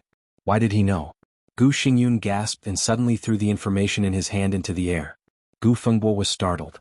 When he was about to say something, the red confidential phone in the study suddenly rang. Gu Xingyun's body shook, and his face was a little pale. He moved over little by little and answered the phone. Xingyun, it's me. On the other end of the phone, Qi Beitsong's low voice sounded. Gu Xingyun took a deep breath and answered. Do you know about Black Hawk? Qi Beitsong asked. I just received the information and I'm still reading it. Gu Xingyun said. Black Hawk has now been handed over to Yuzhou Special Operations Bureau. Do you know about this? Qi Beitsong's voice was slow and hoarse. I know. Gu Xingyun nodded. Yuzhou Special Operations Bureau was his territory. After Drifting Cloud resigned, All the people from the director to the deputy director were his people. Qi Beizong answered. He was silent for a long time and then whispered, Black Hawk is dead. He died less than half an hour after entering the Special Operations Bureau. Gu Xingyun answered. Then he suddenly widened his eyes and his face changed dramatically. Chapter 891. Black Eagle died. He died in Yuzhou Special Operations Bureau. The moment he heard the news, Gu Xingyun felt his blood freeze. It was as if he was suddenly covered by a big net. For the Southeast Group, Black Hawk's death was meaningless to them with the mixed and false confession. But for the Special Warfare Group, the death of Black Eagle meant endless trouble. Big trouble. He somehow thought of the resignation of Yuzhou Special Operations Bureau Director Drifting Cloud a few days ago. He thought that the General Staff Department would agree to hand Black Eagle over to Yuzhou Special Operations Bureau. Then Black Eagle died as soon as he entered Yuzhou Special Operations Bureau. All of this seemed like a trap. Drifting Cloud did serve as the director of Yuzhou Special Operations Bureau. But everyone knew that it was Gu Xingyun's territory. After Drifting Cloud resigned, the new director, Gu Xi, was Gu Xingyun's confidant. The entire Yuzhou Special Operations Bureau was made up of the elites of Kunlun City. From the director, the two deputy directors, the staff officer, to the middle-level officers. They were all from Kunlun City. So the whole scene looked very clear. The General Staff Department caught Black Eagle of the Burning Legion and found the evidence of treason of Kunlun City and even the leader of the Special Warfare Group. After getting the evidence, the General Staff Department handed over the criminal to Yuzhou Special Operations Bureau according to the normal procedure. The criminal with the evidence of treason of the Special Warfare Group entered the territory of the Special Warfare Group. Then he died. Well, it was that simple. What did it mean? As long as they weren't stupid, everyone would think it was to kill him. If everything recorded in the confession was a complete lie, then the death of Black Eagle didn't mean anything. But the problem was that many key clues in the confession were true. Black Eagle shouldn't have touched them, but he knew them and presented them in the confession. Even if those things were carefully handled, it was impossible to leave no clues. The most important thing was that the Burning Legion avoided the route of Yozhou's search from Yuzhou. This kind of thing couldn't be completely cleaned up. And now, the General Staff Department already knew about it, which meant that Yi Dongxing had some clues. If Gu Xingyun cleaned it up, it would only cause more trouble. Gu Xingyun took a deep breath, and his face suddenly became extremely ugly. How did Black Eagle die? He asked in a deep voice while holding the phone. Suicide. Qi Beizong's voice was hoarse. Gu Xi has already checked his body immediately. There is no sign of poisoning and his mind is normal. This sentence blocked most of the possibilities. Gu Xingyun rubbed his forehead and muttered to himself, Suicide, do you believe it? Qi Beizong asked. Gu Xingyun smiled bitterly. It was not a matter of whether he believed it or not, but whether others would believe it or not. If this matter was not handled well, it would definitely be fatal to the Special Warfare Group. Li Tianlan. Wang Xingxiao. Gu Xingyun's voice was cold and he gnashed his teeth. What a big appetite. Qi Beizong remained silent. Gu Xingyun held the phone and didn't know what to say for a while. Forget about Mu Lin's matter for now. After an unknown period of time, Gu Xingyun said in a low voice. Qi Beizong took a deep breath on the other end of the phone. Just from this sentence alone, he had already confirmed that not everything in the confession was a false accusation. In other words, Kunlun City and the Burning Legion were really related. Otherwise, even if the death of Black Hawk would make Kunlun City very passive, it was fake after all, and the confession could not cause too much damage to the Special Warfare Group. Qi Beizong was silent for a long time before he said in a low voice, What are you going to do? The corner of Gu Xingyun's mouth twitched fiercely. He gnashed his teeth and said, Fill their appetite first. It was not until the moment of Black Hawk's death that he understood. This confession was not a warning given to him by Li Tianlan and Wang Xingxiao. This confession was a knife. A knife ready to cut the flesh of the Special Warfare Group. If Chen Fangqing lost this game, the Prince Group was bound to suffer an unprecedented blow. With the in-depth investigation of this confession, the status of the Special Warfare Group would inevitably decline again, and its strength would further shrink. How much the Special Warfare Group and the Prince Group would lose. How much Li Tianlan and the others would gain. Even if these gains were divided equally, the part Li Tianlan got could barely support the embryonic form of a group. Bang! The red confidential phone was crushed in his hand. Gu Fengbo was startled and subconsciously stood up from the sofa. My lord, it's okay. Gu Xingyun threw the fragment in his hand to the ground. His eyes flickered and he whispered, "Just bear with him for a year." He took a deep breath and murmured, "Just a year." Golden Autumn Pavilion, Hidden Dragon Sea. The president's office was filled with smoke. The atmosphere was so oppressive that it almost solidified. Only the sound of turning pages echoed occasionally. Although Lu Qing's report had been delayed as much as possible, the information was still handed in. Although he thought his task force was a joke, Jianghu State still gave Lu Qing the right to enter the Hidden Dragon Sea at any time to show the importance it attached to this matter. And it was in this office that Lu Qing reported the information in his hand to the three most powerful counselors in Jianghu State: President Li Huaqing, Prime Minister Qin Fangqing, and Dongqing Wudi, the Minister of the Army Headquarters. At this moment, the three giants who were completely supreme in Jianghu State were all looking down at the confession in their hands in silence. After the first time, the three of them looked at it very carefully for the second time. Everyone's brows were tightly furrowed, their faces solemn. Yi Dongxing sat aside, sipped his tea silently, and watched the three leaders looking through the information in their hands without saying a word.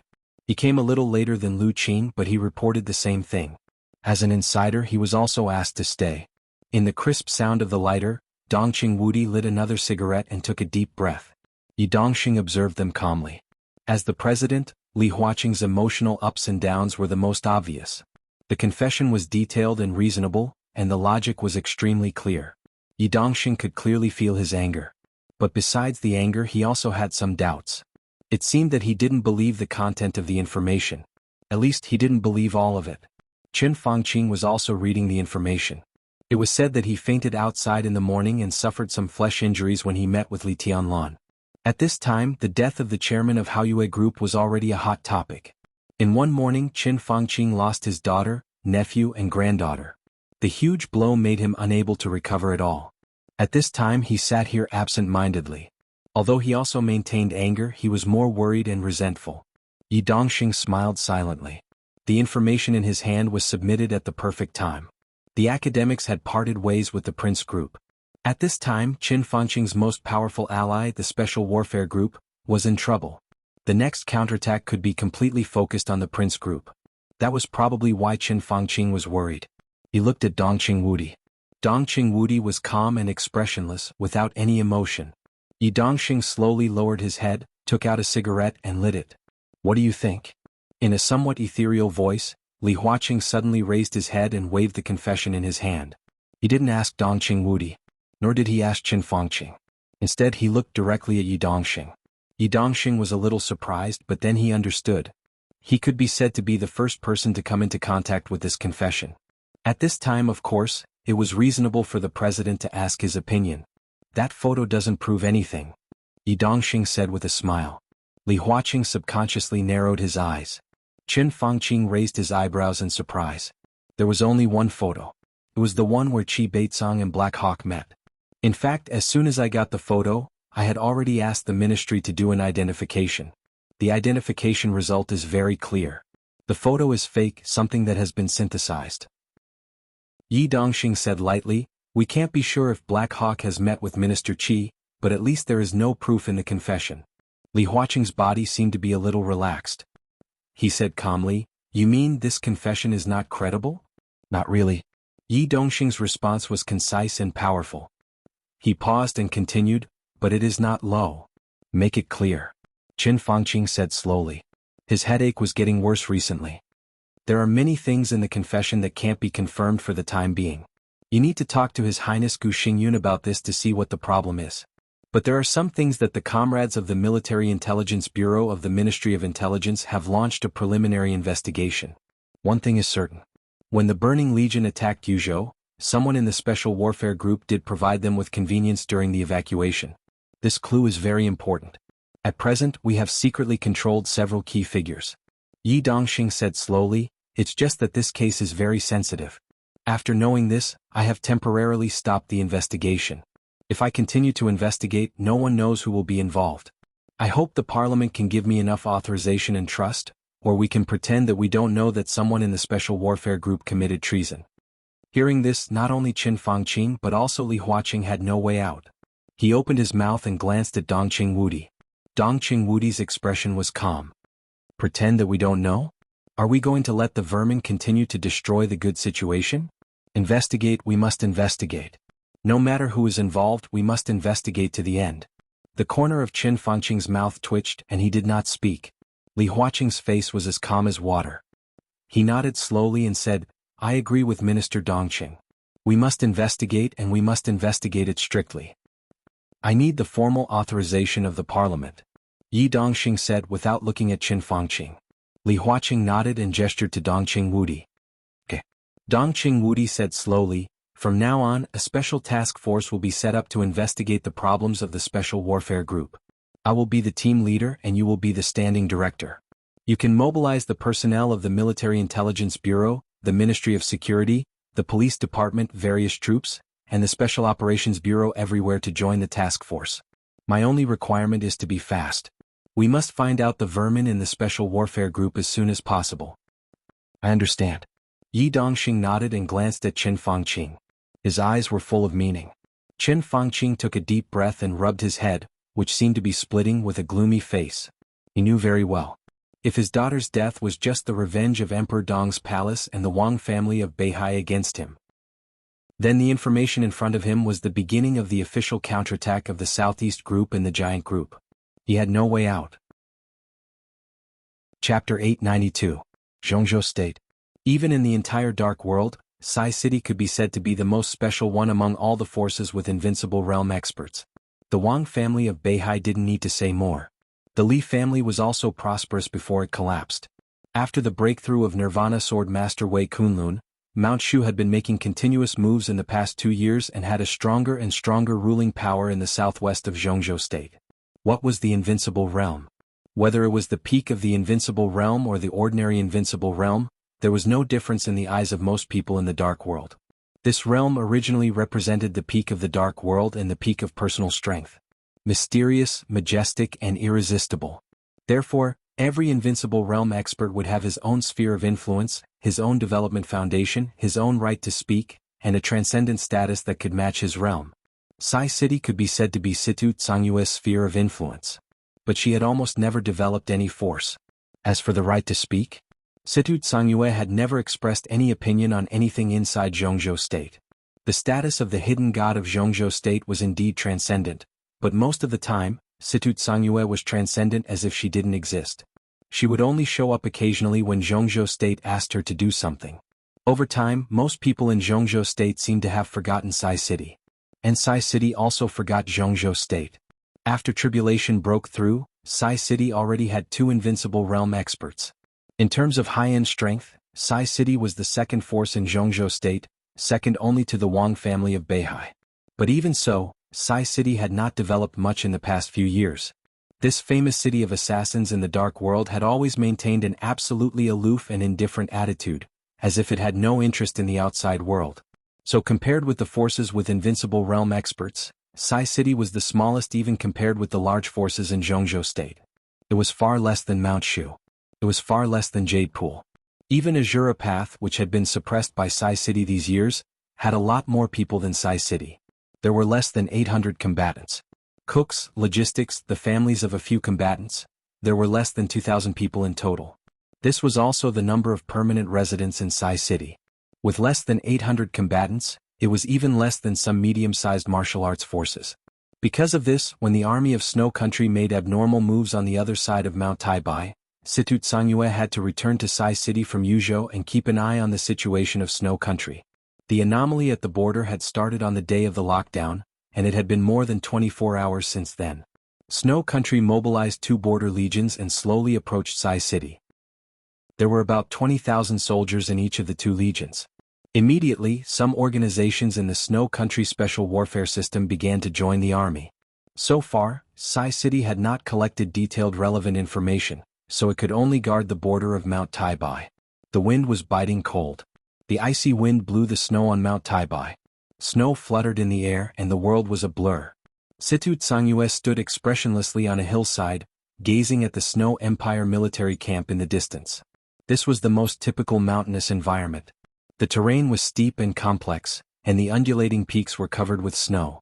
The harsh terrain formed the border between the 2 countries. Most of the time, the border between the 2 countries did not even need to be guarded by soldiers.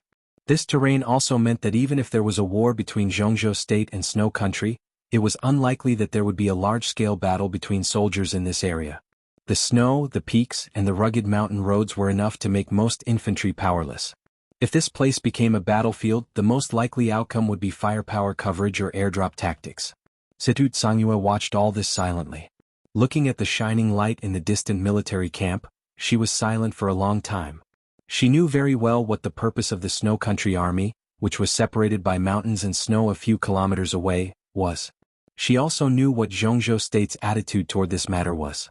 The Snow Country Army on the opposite side. To put it bluntly, it was Wang Xiaoyao's force. Wang Xiaoyao was controlling the Dark World and the entire special warfare system of Snow Country step by step. In 2 years, his strength had expanded extremely rapidly. Wang Xiaoyao and Wang Qinglei were partners. Wang Qinglei and Qin Fangqing were partners. Obviously, Wang Xiaoyao wanted to use the power of Snow Country to drag her, and even the entire Sai City here. The timing was delicate. The location was also delicate. In such a complex and harsh environment, Jianghu State did not have to worry that the army of Snow Country would invade Jianghu State. Moreover, there was Wang Xiaoyao's guarantee, which was equal to double insurance. Qin Fangqing also hoped that Situ Tsangyue would stay in Sai City, so he would not take any action, nor would he provide them with support. Slight footsteps stepped on the snow on the ground, and he slowly walked behind Situ Tsangyue. "Governor." Drifting Cloud's voice sounded. Situ Tsangyue answered. "I think I understand why Minister Dongqing suggested me to resign a few days ago." Drifting Cloud glanced at the military camp in front and whispered with a smile. Situ Tsangyue stared into the distance, took a deep breath and turned to look at him. "What do you mean?" "Something happened to the Special Operations Bureau of Yuzhou, and it's big trouble. Jianghu State now has the news that the Special Warfare Group has committed treason. The cause of this matter is the General Staff Department. The General Staff Department caught an important figure of the Burning Legion. He confessed a lot of things and some evidence has been found. The witness was killed when he was handed over to the Special Operations Bureau of Yuzhou." Drifting Cloud's voice was a little playful. Situ Tsangyue was stunned and asked subconsciously, "Silencing him? Who knows?" Drifting Cloud lowered his head and whispered, "The General Staff Department should have reported this matter to Minister Dongqing in advance, so the minister asked me to resign. If there is no accident, in the next few days the Special Operations Bureau of Yuzhou will be replaced. Wuxia will not end well, and the entire Special Operations Bureau of Yuzhou will probably be replaced." Situ Tsangyue was silent for a while and whispered, "Do you want to go back?" Drifting Cloud, who had resigned as the director of the Special Operations Bureau of Yuzhou a few days ago, looked at her seriously. "I'm waiting for your decision." Situ Tsangyue's body stiffened for a moment. She knew very well what Drifting Cloud was talking about. He had said this so-called decision once a few years ago. This was not a decision about Drifting Cloud's position. It was a decision about the future of Sai City.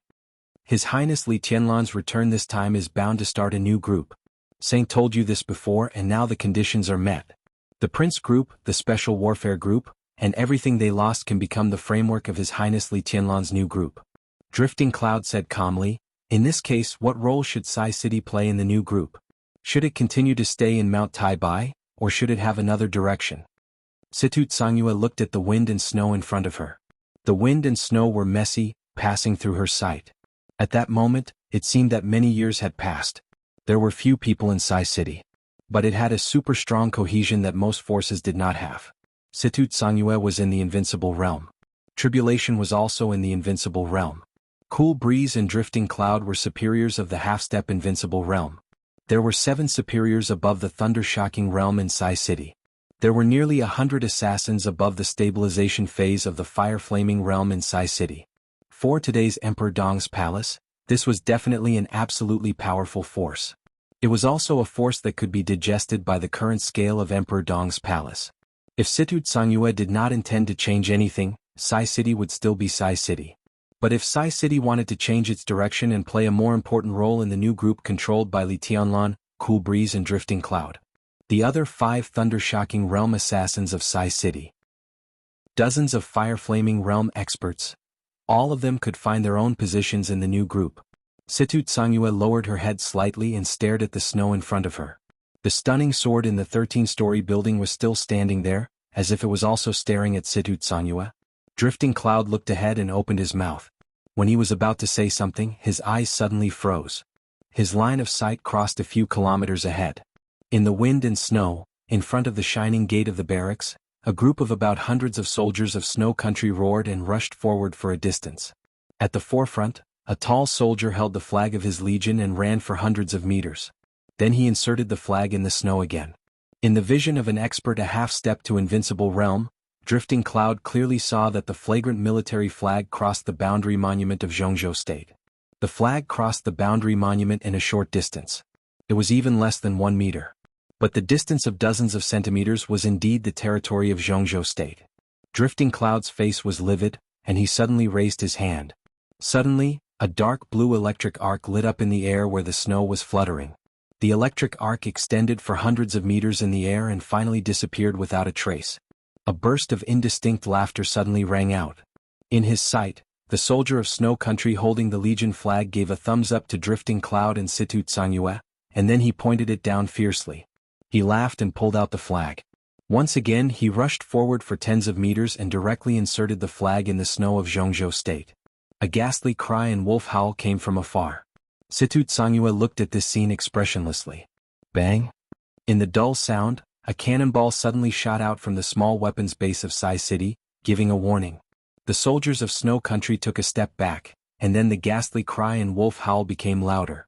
The huge sound wave of hundreds of people successfully attracted the attention of the Snow Country barracks behind. More and more soldiers left the barracks and came over.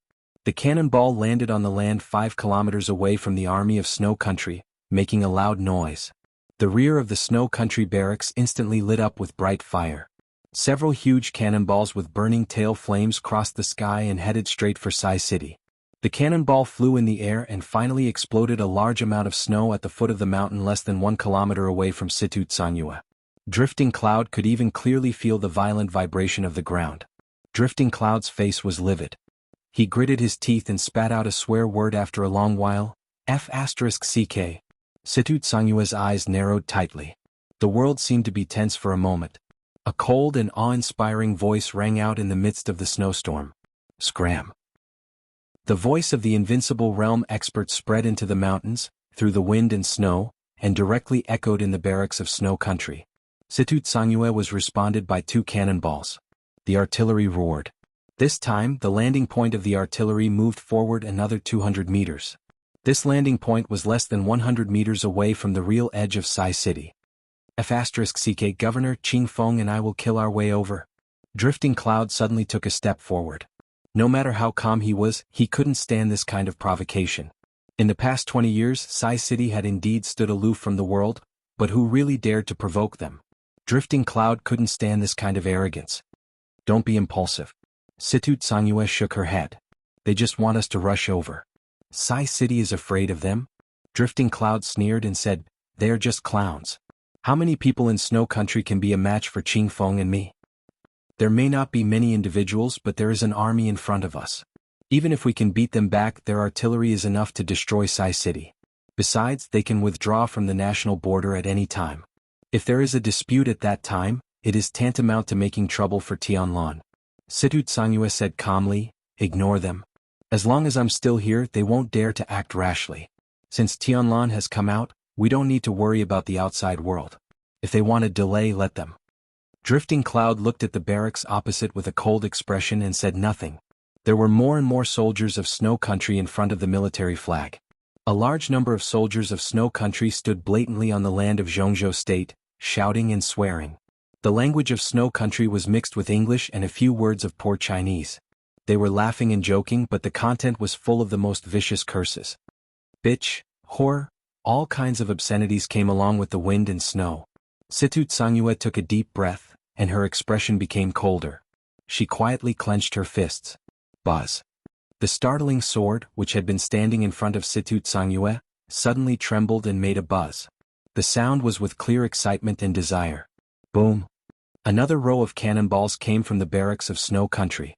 The fiery red light penetrated the wind and snow. Looking at the landing point, this row of cannonballs would almost certainly fall on the edge of Sai City. Situ Tsangyue suddenly looked up, and her pupils contracted. Her clenched fists trembled slightly and she raised them for a moment. Her body, which was about to make a move, suddenly stiffened, and her face changed. An extremely fierce wind suddenly appeared over Sai City. The wind blew the snow. In an instant, there was a mighty and indescribable storm between heaven and earth. The whole world seemed to be suddenly quiet in an instant. Snowflakes fluttered. The fiery red light dragged by the cannonball disappeared almost instantly. Then the cannonball with great destructive power completely disintegrated. Situ Tsangyue suddenly raised her head and looked ahead with an extremely solemn face. Drifting Cloud was stunned. He opened his mouth, but suddenly found that he could not make a sound. The world became extremely quiet. The world was originally quiet. The sound of the fierce wind had already disappeared. But there was an extremely heavy airflow between heaven and earth. The airflow filled the world and turned into a silent gale. The gale rolled up the flying snow and turned into a storm. The storm did not seem to move fast. Or it did not move at all. Because the moment the storm formed, it had already filled the whole world.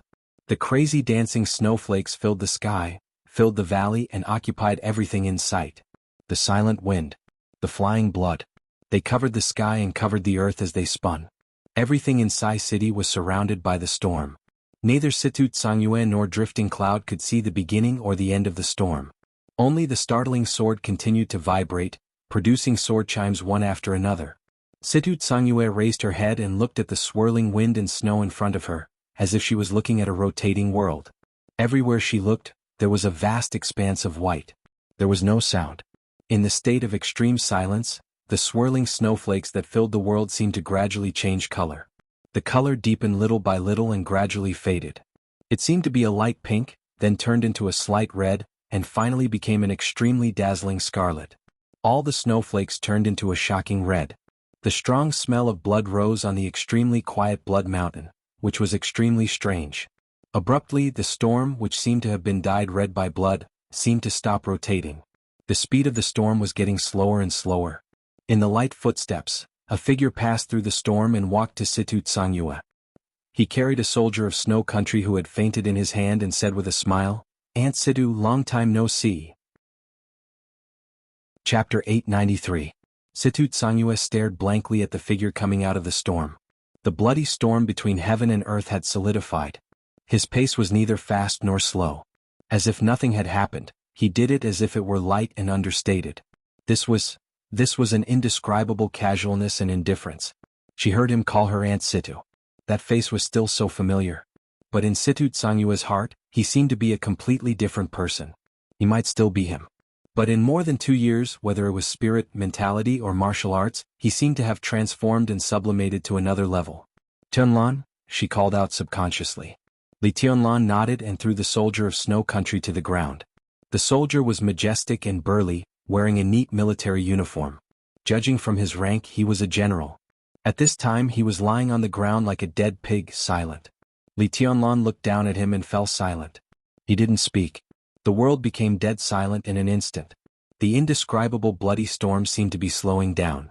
It also seemed to be accelerating. The rotation of the storm became more and more blurred, as if it was too fast or too slow, and finally became a state of complete stillness. There was only a still blood red in front of Drifting Cloud. The pungent smell of blood filled the air like water. The red in front of him occupied everything in sight. The snow was gone. The mountains were gone. The valley was gone. All he could see was this still red. He couldn't hear any sound and he couldn't see the opposite barracks. In the indescribable silence, Drifting Cloud's chest became more and more stuffy, and he only felt that his whole body became heavier and heavier. In a trance, the still storm seemed to make the first roar. It was a very familiar sound. It was like a strong wind blowing up the snow. Snowflakes were flying in the air like white catkins all over the sky. Drifting Cloud stared at the still red in front of him. The still red began to rotate again, faster and faster, with an extremely sharp sound. The almost dark red began to fade, mixed with white and rotated wildly. Li Tianlan still stood, silently looking down at the unconscious general of Snow Country at his feet. The faintly discernible sword chi kept vibrating around him. The bloody storm became thinner and thinner with the vibration of the sword energy. Faintly, Drifting Cloud saw the valleys and peaks blocked by the bloody storm. The smell of blood began to surge. The bloody storm became more and more chaotic. White snow. The red blood spread wildly in all directions. The process seemed slow, but it was also extremely fast. It seemed to only take a breath's time. The storm was gone. The red that filled the sky also disappeared. The silence turned into silence. Lu Yun subconsciously took a deep breath and looked at his surroundings. They were still standing in the same place. There was no change in the snow mountain. The valley remained unchanged. Sai City remained unchanged.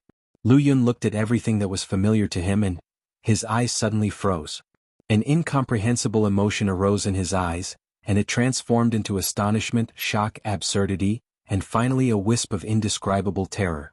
His body stiffened on the spot, like a petrified statue. The sound of rapid and heavy breathing came out from the side of his mouth. His eyes were open to the widest, staring in the direction of the Snow Empire military camp. In his line of sight, the boundary monument was still there. The flag of Snow Country Corps on the land of Jianghu State was still there. The military camp of Snow Country was still brightly lit.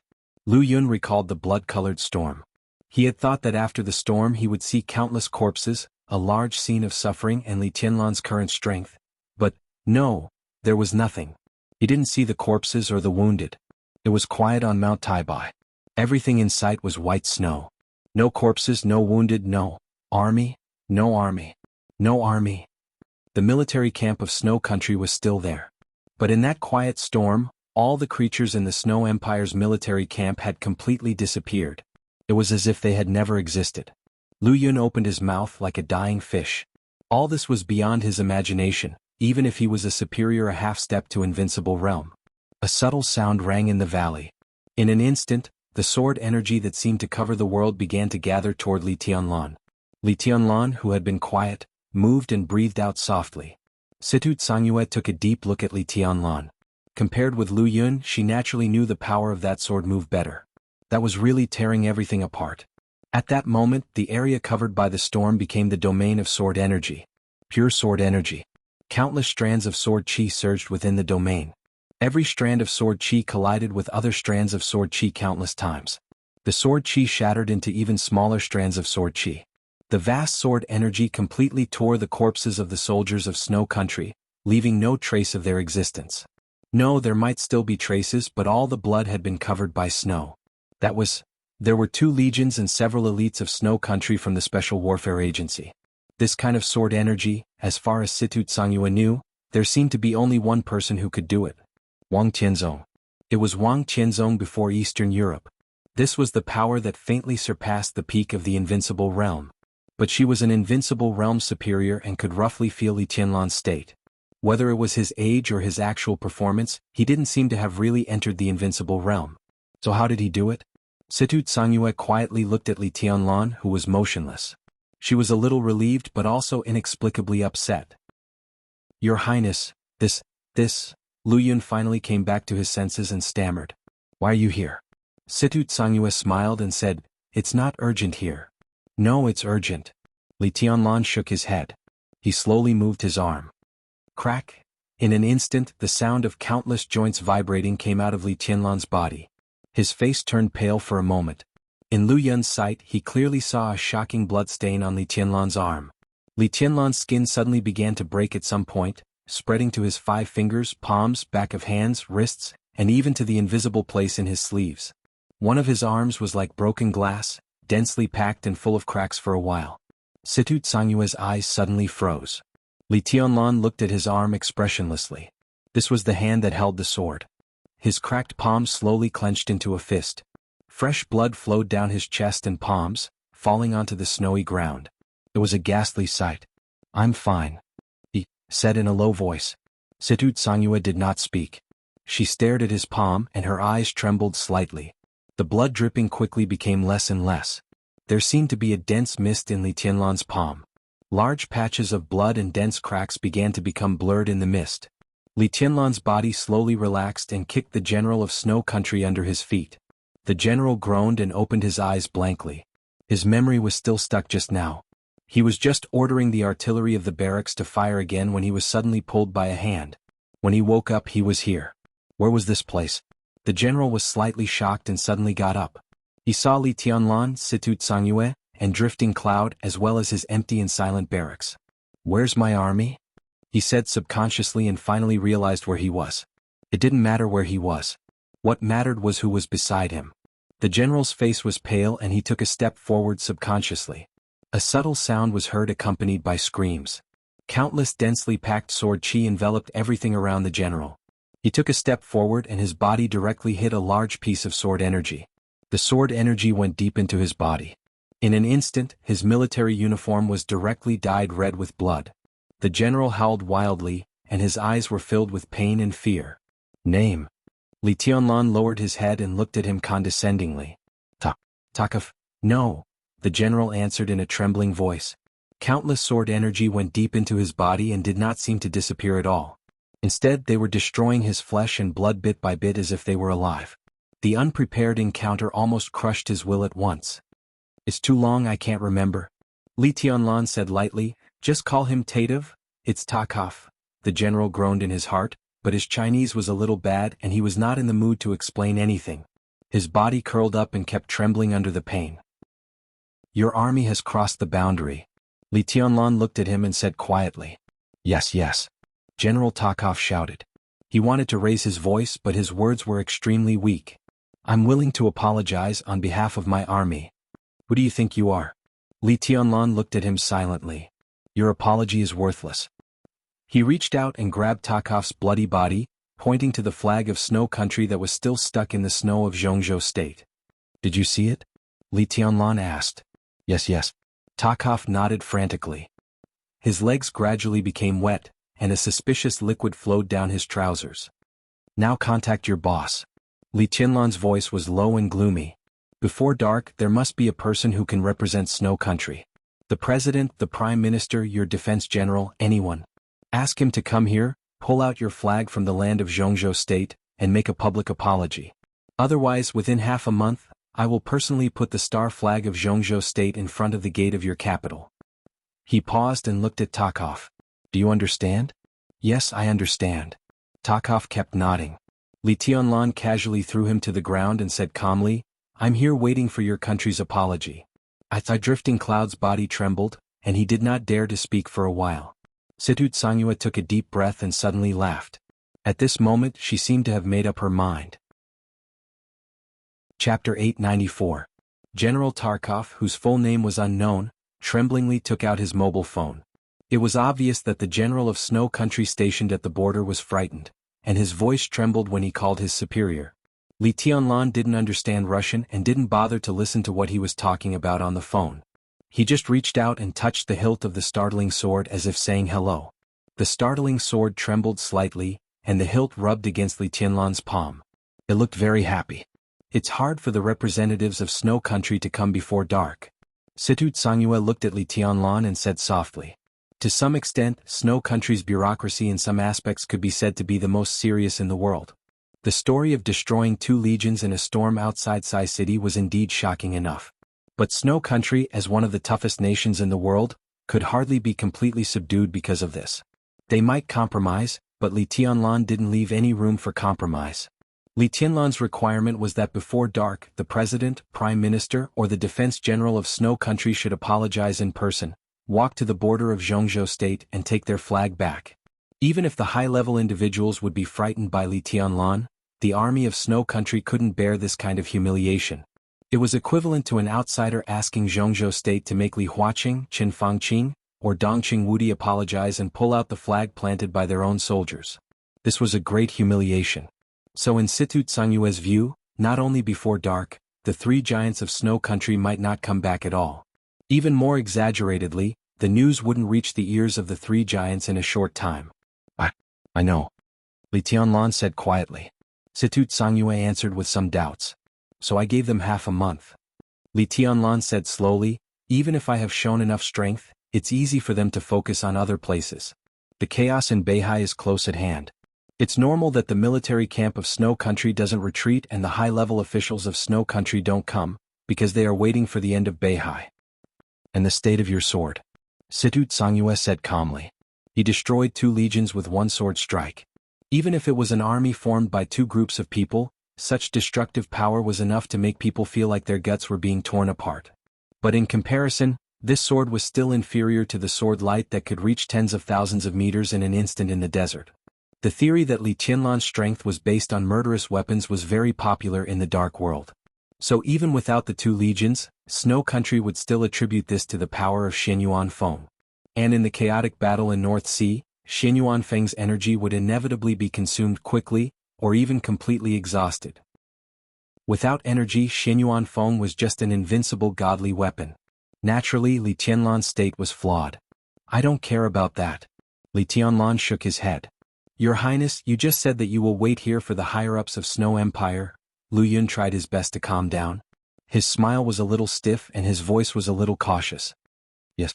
Li Tianlan said, that way I can ask for more compensation from them in half a month. Because I waited for them for the whole afternoon. Situ Sangyue looked at Li Tianlan in a daze. After a long while, she suddenly reached out and touched his head. Li Tianlan laughed. He might not be handsome, but his young and clean face was confident and warm when he smiled, like the sunshine in the flying snow. He silently looked at the empty and silent camp of Snow Country and was silent for a while. Everything that happened here today would not be meaningless. All the losses of Snow Country would be counted on Wang Xiaoyao. Wang Xiaoyao now controlled the dark world of Snow Country, but he only cooperated with the higher-ups of Snow Country. Perhaps he occupied a dominant position, but he was far from being able to do whatever he wanted. Half a month. Li Tianlan was going to use this half a month to end everything at present. Half a month later he would let the whole dark world have his voice.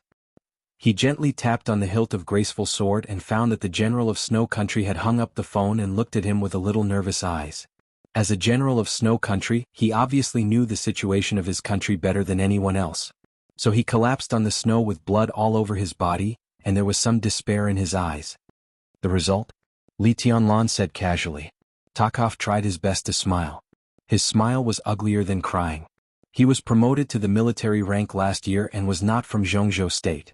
He didn't know Li Tianlan and didn't know how to call him, so he could only skip this step and said directly, No, my boss. My boss said he would report this to the president. His voice was a little trembling. But, no buts. Li Tianlan shook his head. You can kneel here before the people of Snow Country come. Countless visible sword energy intertwined in front of him and spread upward quickly. Takov's face was pale, and he subconsciously propped up his upper body. The sword energy went straight from his chest to the top of his head. He remained kneeling and was completely shrouded by the sword energy. In this case, as long as his body moved more than 5 centimeters, his whole body would be cut into countless pieces by the sword energy. Li Tianlan took a deep breath and looked at Sai City behind him. Auntie, let's go back and talk. His voice was a little deep. Okay. Situ Sangyue nodded. Have you had lunch? I'll have someone prepare it. He gave Lu Yun a wink. Lu Yun nodded and quickly turned to arrange lunch. Not yet. I heard that the snow chicken here is good. I'll try it later. Li Tianlan said with a smile. Situ Sangyue gently raised the corner of her mouth. Her eyebrows and eyes were curved like crescent moons, and the thin crow's feet showed at the corners of her eyes. She was extremely beautiful and kind. It's a little late. I'll cook for you next time. Okay. Li Tianlan smiled but did not move. Situ Sangyue finally realized something. Her expression was a little dignified. Now I'm fine. Li Tianlan said softly. He stood where he was and moved his body slightly. The range of that kind of movement was too small, even smaller than a slight tremble. It seemed that he had been standing where he was.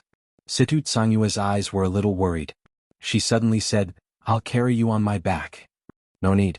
Li Tianlan took a deep breath and suddenly took a step forward. Sizzle? In the slight sound it seemed that something was breaking and the liquid was squeezed out. Li Tianlan, who was expressionless, suddenly frowned. A lot of blood came out from his body in an instant. Li Tianlan's face grew paler. Blood soaked his whole body in an instant. Under the cover of the black windbreaker, Situ Sangyue could only see a small part of his trousers stained with blood and his chest that was not covered by the windbreaker. Ha! Li Tianlan raised the corner of his mouth, and the short syllable became a little distorted. Situ Sangyue tightly pursed her lips. After a while she said hoarsely, Your body is too fragile. This is the price of invincibility. Li Tianlan whispered. It seemed that because of the pain his voice was a little gloomy. But it's not unbearable. He slowly stepped forward. The blood became more and more as he moved. Li Tianlan left a very obvious bloodstain on the road he walked. And for me such a price is not unbearable. There was no way for him to enter the invincible realm at this age. He could only take another path. Unorthodox way? Unorthodox way? Whatever it was, he was now indeed standing at the peak of personal force in the dark world. He would pay a little price. But he had the dragon vein, and his body's amazing recovery ability was enough to suppress this price to a bearable range. For Li Tianlan, as long as he could bear it, there was no price. He walked faster and faster. Wisps of dense mist gradually spread from his arms to his whole body. He walked in the snow all over the mountain, and his body became more and more blurred. At nearly 2 o'clock in the afternoon, the wounds on Li Tianlan's body had completely healed. His aura was still a little weak, but it was recovering every moment. He took a shower in the room used for entertaining guests and changed his clothes. A sumptuous lunch had been prepared in the small restaurant of Sai City. The high-level officials of Sai City gathered together and waited quietly for Li Tianlan. Situ Tsangyue introduced everyone to Li Tianlan very seriously. Cool Breeze, Drifting Cloud, and Deep Dream could all be said to be acquaintances. In addition, there were 4 experts above the thunder-shocking realm in Sai City. Huiwei, a petite and silent assassin at the peak of the thunder-shocking realm. Wildfire, an assassin at the peak of the thunder-shocking realm who was born in Azura Path but took the initiative to join Sai City. Wukong was the oldest and the first to follow Situ Tsangyue. Nowadays he seldom went down the mountain and played the role of the butler of Sai City. The other one was not present, but Li Tianlan was most familiar with her. She was Du Hanin, who was a latecomer among the several veteran assassins of Sai City. There was also a thunder-shocking realm assassin who died in Europe more than a year ago. Now in front of Li Tianlan was the top lineup of Sai City. Of course, Li Tianlan still remembered another name of Sai City. That was also the purpose of his coming here today. Li Tianlan shook hands with everyone and then sat in the main seat that Situ Tsangyue intentionally or unintentionally left for him. He didn't say much and just began to eat quietly. There was no wine on the table and no one who was good at talking, so the atmosphere was a little dull but not solemn. Li Tianlan didn't put down his bowl and chopsticks until everyone slowed down. He looked at the crowd and said slowly, "In a short time, Snow Country won't come to apologize, but they won't continue to send troops here." No one spoke and looked at Li Tianlan attentively. Li Tianlan gently knocked on the table and said in a low and soft tone, "I have one thing that I need your help with." "Go ahead." Situ Tsangyue smiled softly. "I have no problem with going to Beihai with your highness. I believe everyone here will." Cool Breeze said with a smile, including Wukong the old guy. Wukong, whose hair was a little gray, smiled. He looked at Li Tianlan and said softly, "I can still move my old bones. If your highness needs me, just say the word. I also miss the days when I fought side by side with your highness." Deep Dream laughed and seemed to recall the time in East Island. "I have no problem." Radiant Moon and Wildfire spoke at the same time. "Not to Beihai. I can solve the problem in Beihai by myself." Li Tianlan took a deep look at them and said quietly. Situ Tsangyue raised her eyebrows and said nothing. Li Tianlan lowered his eyelids, knocked on the table and said slowly, "I hope Sai City can go to East Island." His voice was as soft as the wind. But in Situ Tsangyue's ears, it was like a clap of thunder. Her smile froze for a moment and it seemed a little unnatural. All the people present were top assassins. They almost instantly caught the change in Situ Tsangyue's expression. The dining table became quiet. Li Tianlan calmly took a sip of tea and said nothing. It was certain that East Island's Jifeng Sword Raining School and Wuji Palace would participate in the final battle in Beihai. Not only the 2 major martial arts sects of East Island, but also Beihai, to be exact, the southern area of Beihai province. East Island was determined to get it this time. In their eyes, that was their land. So all the intelligence showed that in the special warfare system of East Island, personnel were transferred frequently, and it was clear that they intended to go all out to destroy the Wang family of Beihai. Under such circumstances, East Island was bound to be empty again. Just like in the final battle in Heaven Capital 5 years ago. The old things seemed to be reincarnated again. It was the same situation. 5 years ago, a considerable number of experts from East Island were trapped in Zhongzhou State, including 2 invincible realm grandmasters from East Island. And this time, 2 invincible realm grandmasters of East Island were about to be involved in Beihai. The only difference was that Li Tianlan was not qualified to fight for anything 5 years ago. But now, 5 years later, he wanted the right to speak in the dark world of East Island. Li Tianlan was qualified to fight for anything, and any resources. Emperor Dong's palace was rooted in Tiannan and would gradually spread to the entire Southeast Asia. Although East Island was small, it was enough to be a barrier for Emperor Dong's palace in some aspects. The 5 countries in Eastern Europe were the foundation laid by Li Tianlan. The military flag movement gave Li Tianlan a reason to intervene in Snow Country. The 5 countries in Eastern Europe gradually established contact with the Dark Knights in Northern Europe. The treason conspiracy of the Special Warfare Group could also allow Li Tianlan to gradually replace Kunlun City. Jianghu State, Southeast Asia, East Island, Eastern Europe, Northern Europe. Li Tianlan could fight for everything. As long as he had enough time to digest all these, Emperor Dong's palace would become the real overlord of the Dark World. This was the era of Dong Huang. There might be obstacles in front of Li Tianlan. But after Mormon's eternal sword, there was no insurmountable mountain in front of him. Everything he wanted was no longer a future that he could look forward to. But now was the time. If he wanted it, he would get it. East Island was determined to get Beihai. Li Tianlan was determined to get East Island. It was a race against time. So he wanted to go to Sai City. Not only Sai City. Mount Shu, which could not intervene in the final battle of Beihai, would also go there. Situ Tsangyue. Wei Kunlun. He wanted the only 2 invincible realm experts in Jianghu State to completely overturn East Island. Li Tianlan picked up the cup in front of him and drank some water. He turned his head and looked at Situ Tsangyue quietly. Situ Tsangyue said nothing. She looked at Li Tianlan with a pale face. Li Tianlan looked away. His expression grew calmer. You're tuning in to the Han Li's Wuxia Adventures YouTube channel. We're so grateful for your support, and don't forget to subscribe to join us on this incredible journey through captivating stories. Your generosity through donations truly makes a world of difference, as it's the primary source of revenue that allows me to expand and enhance this channel for you. Thank you from the bottom of my heart for being a part of this adventure.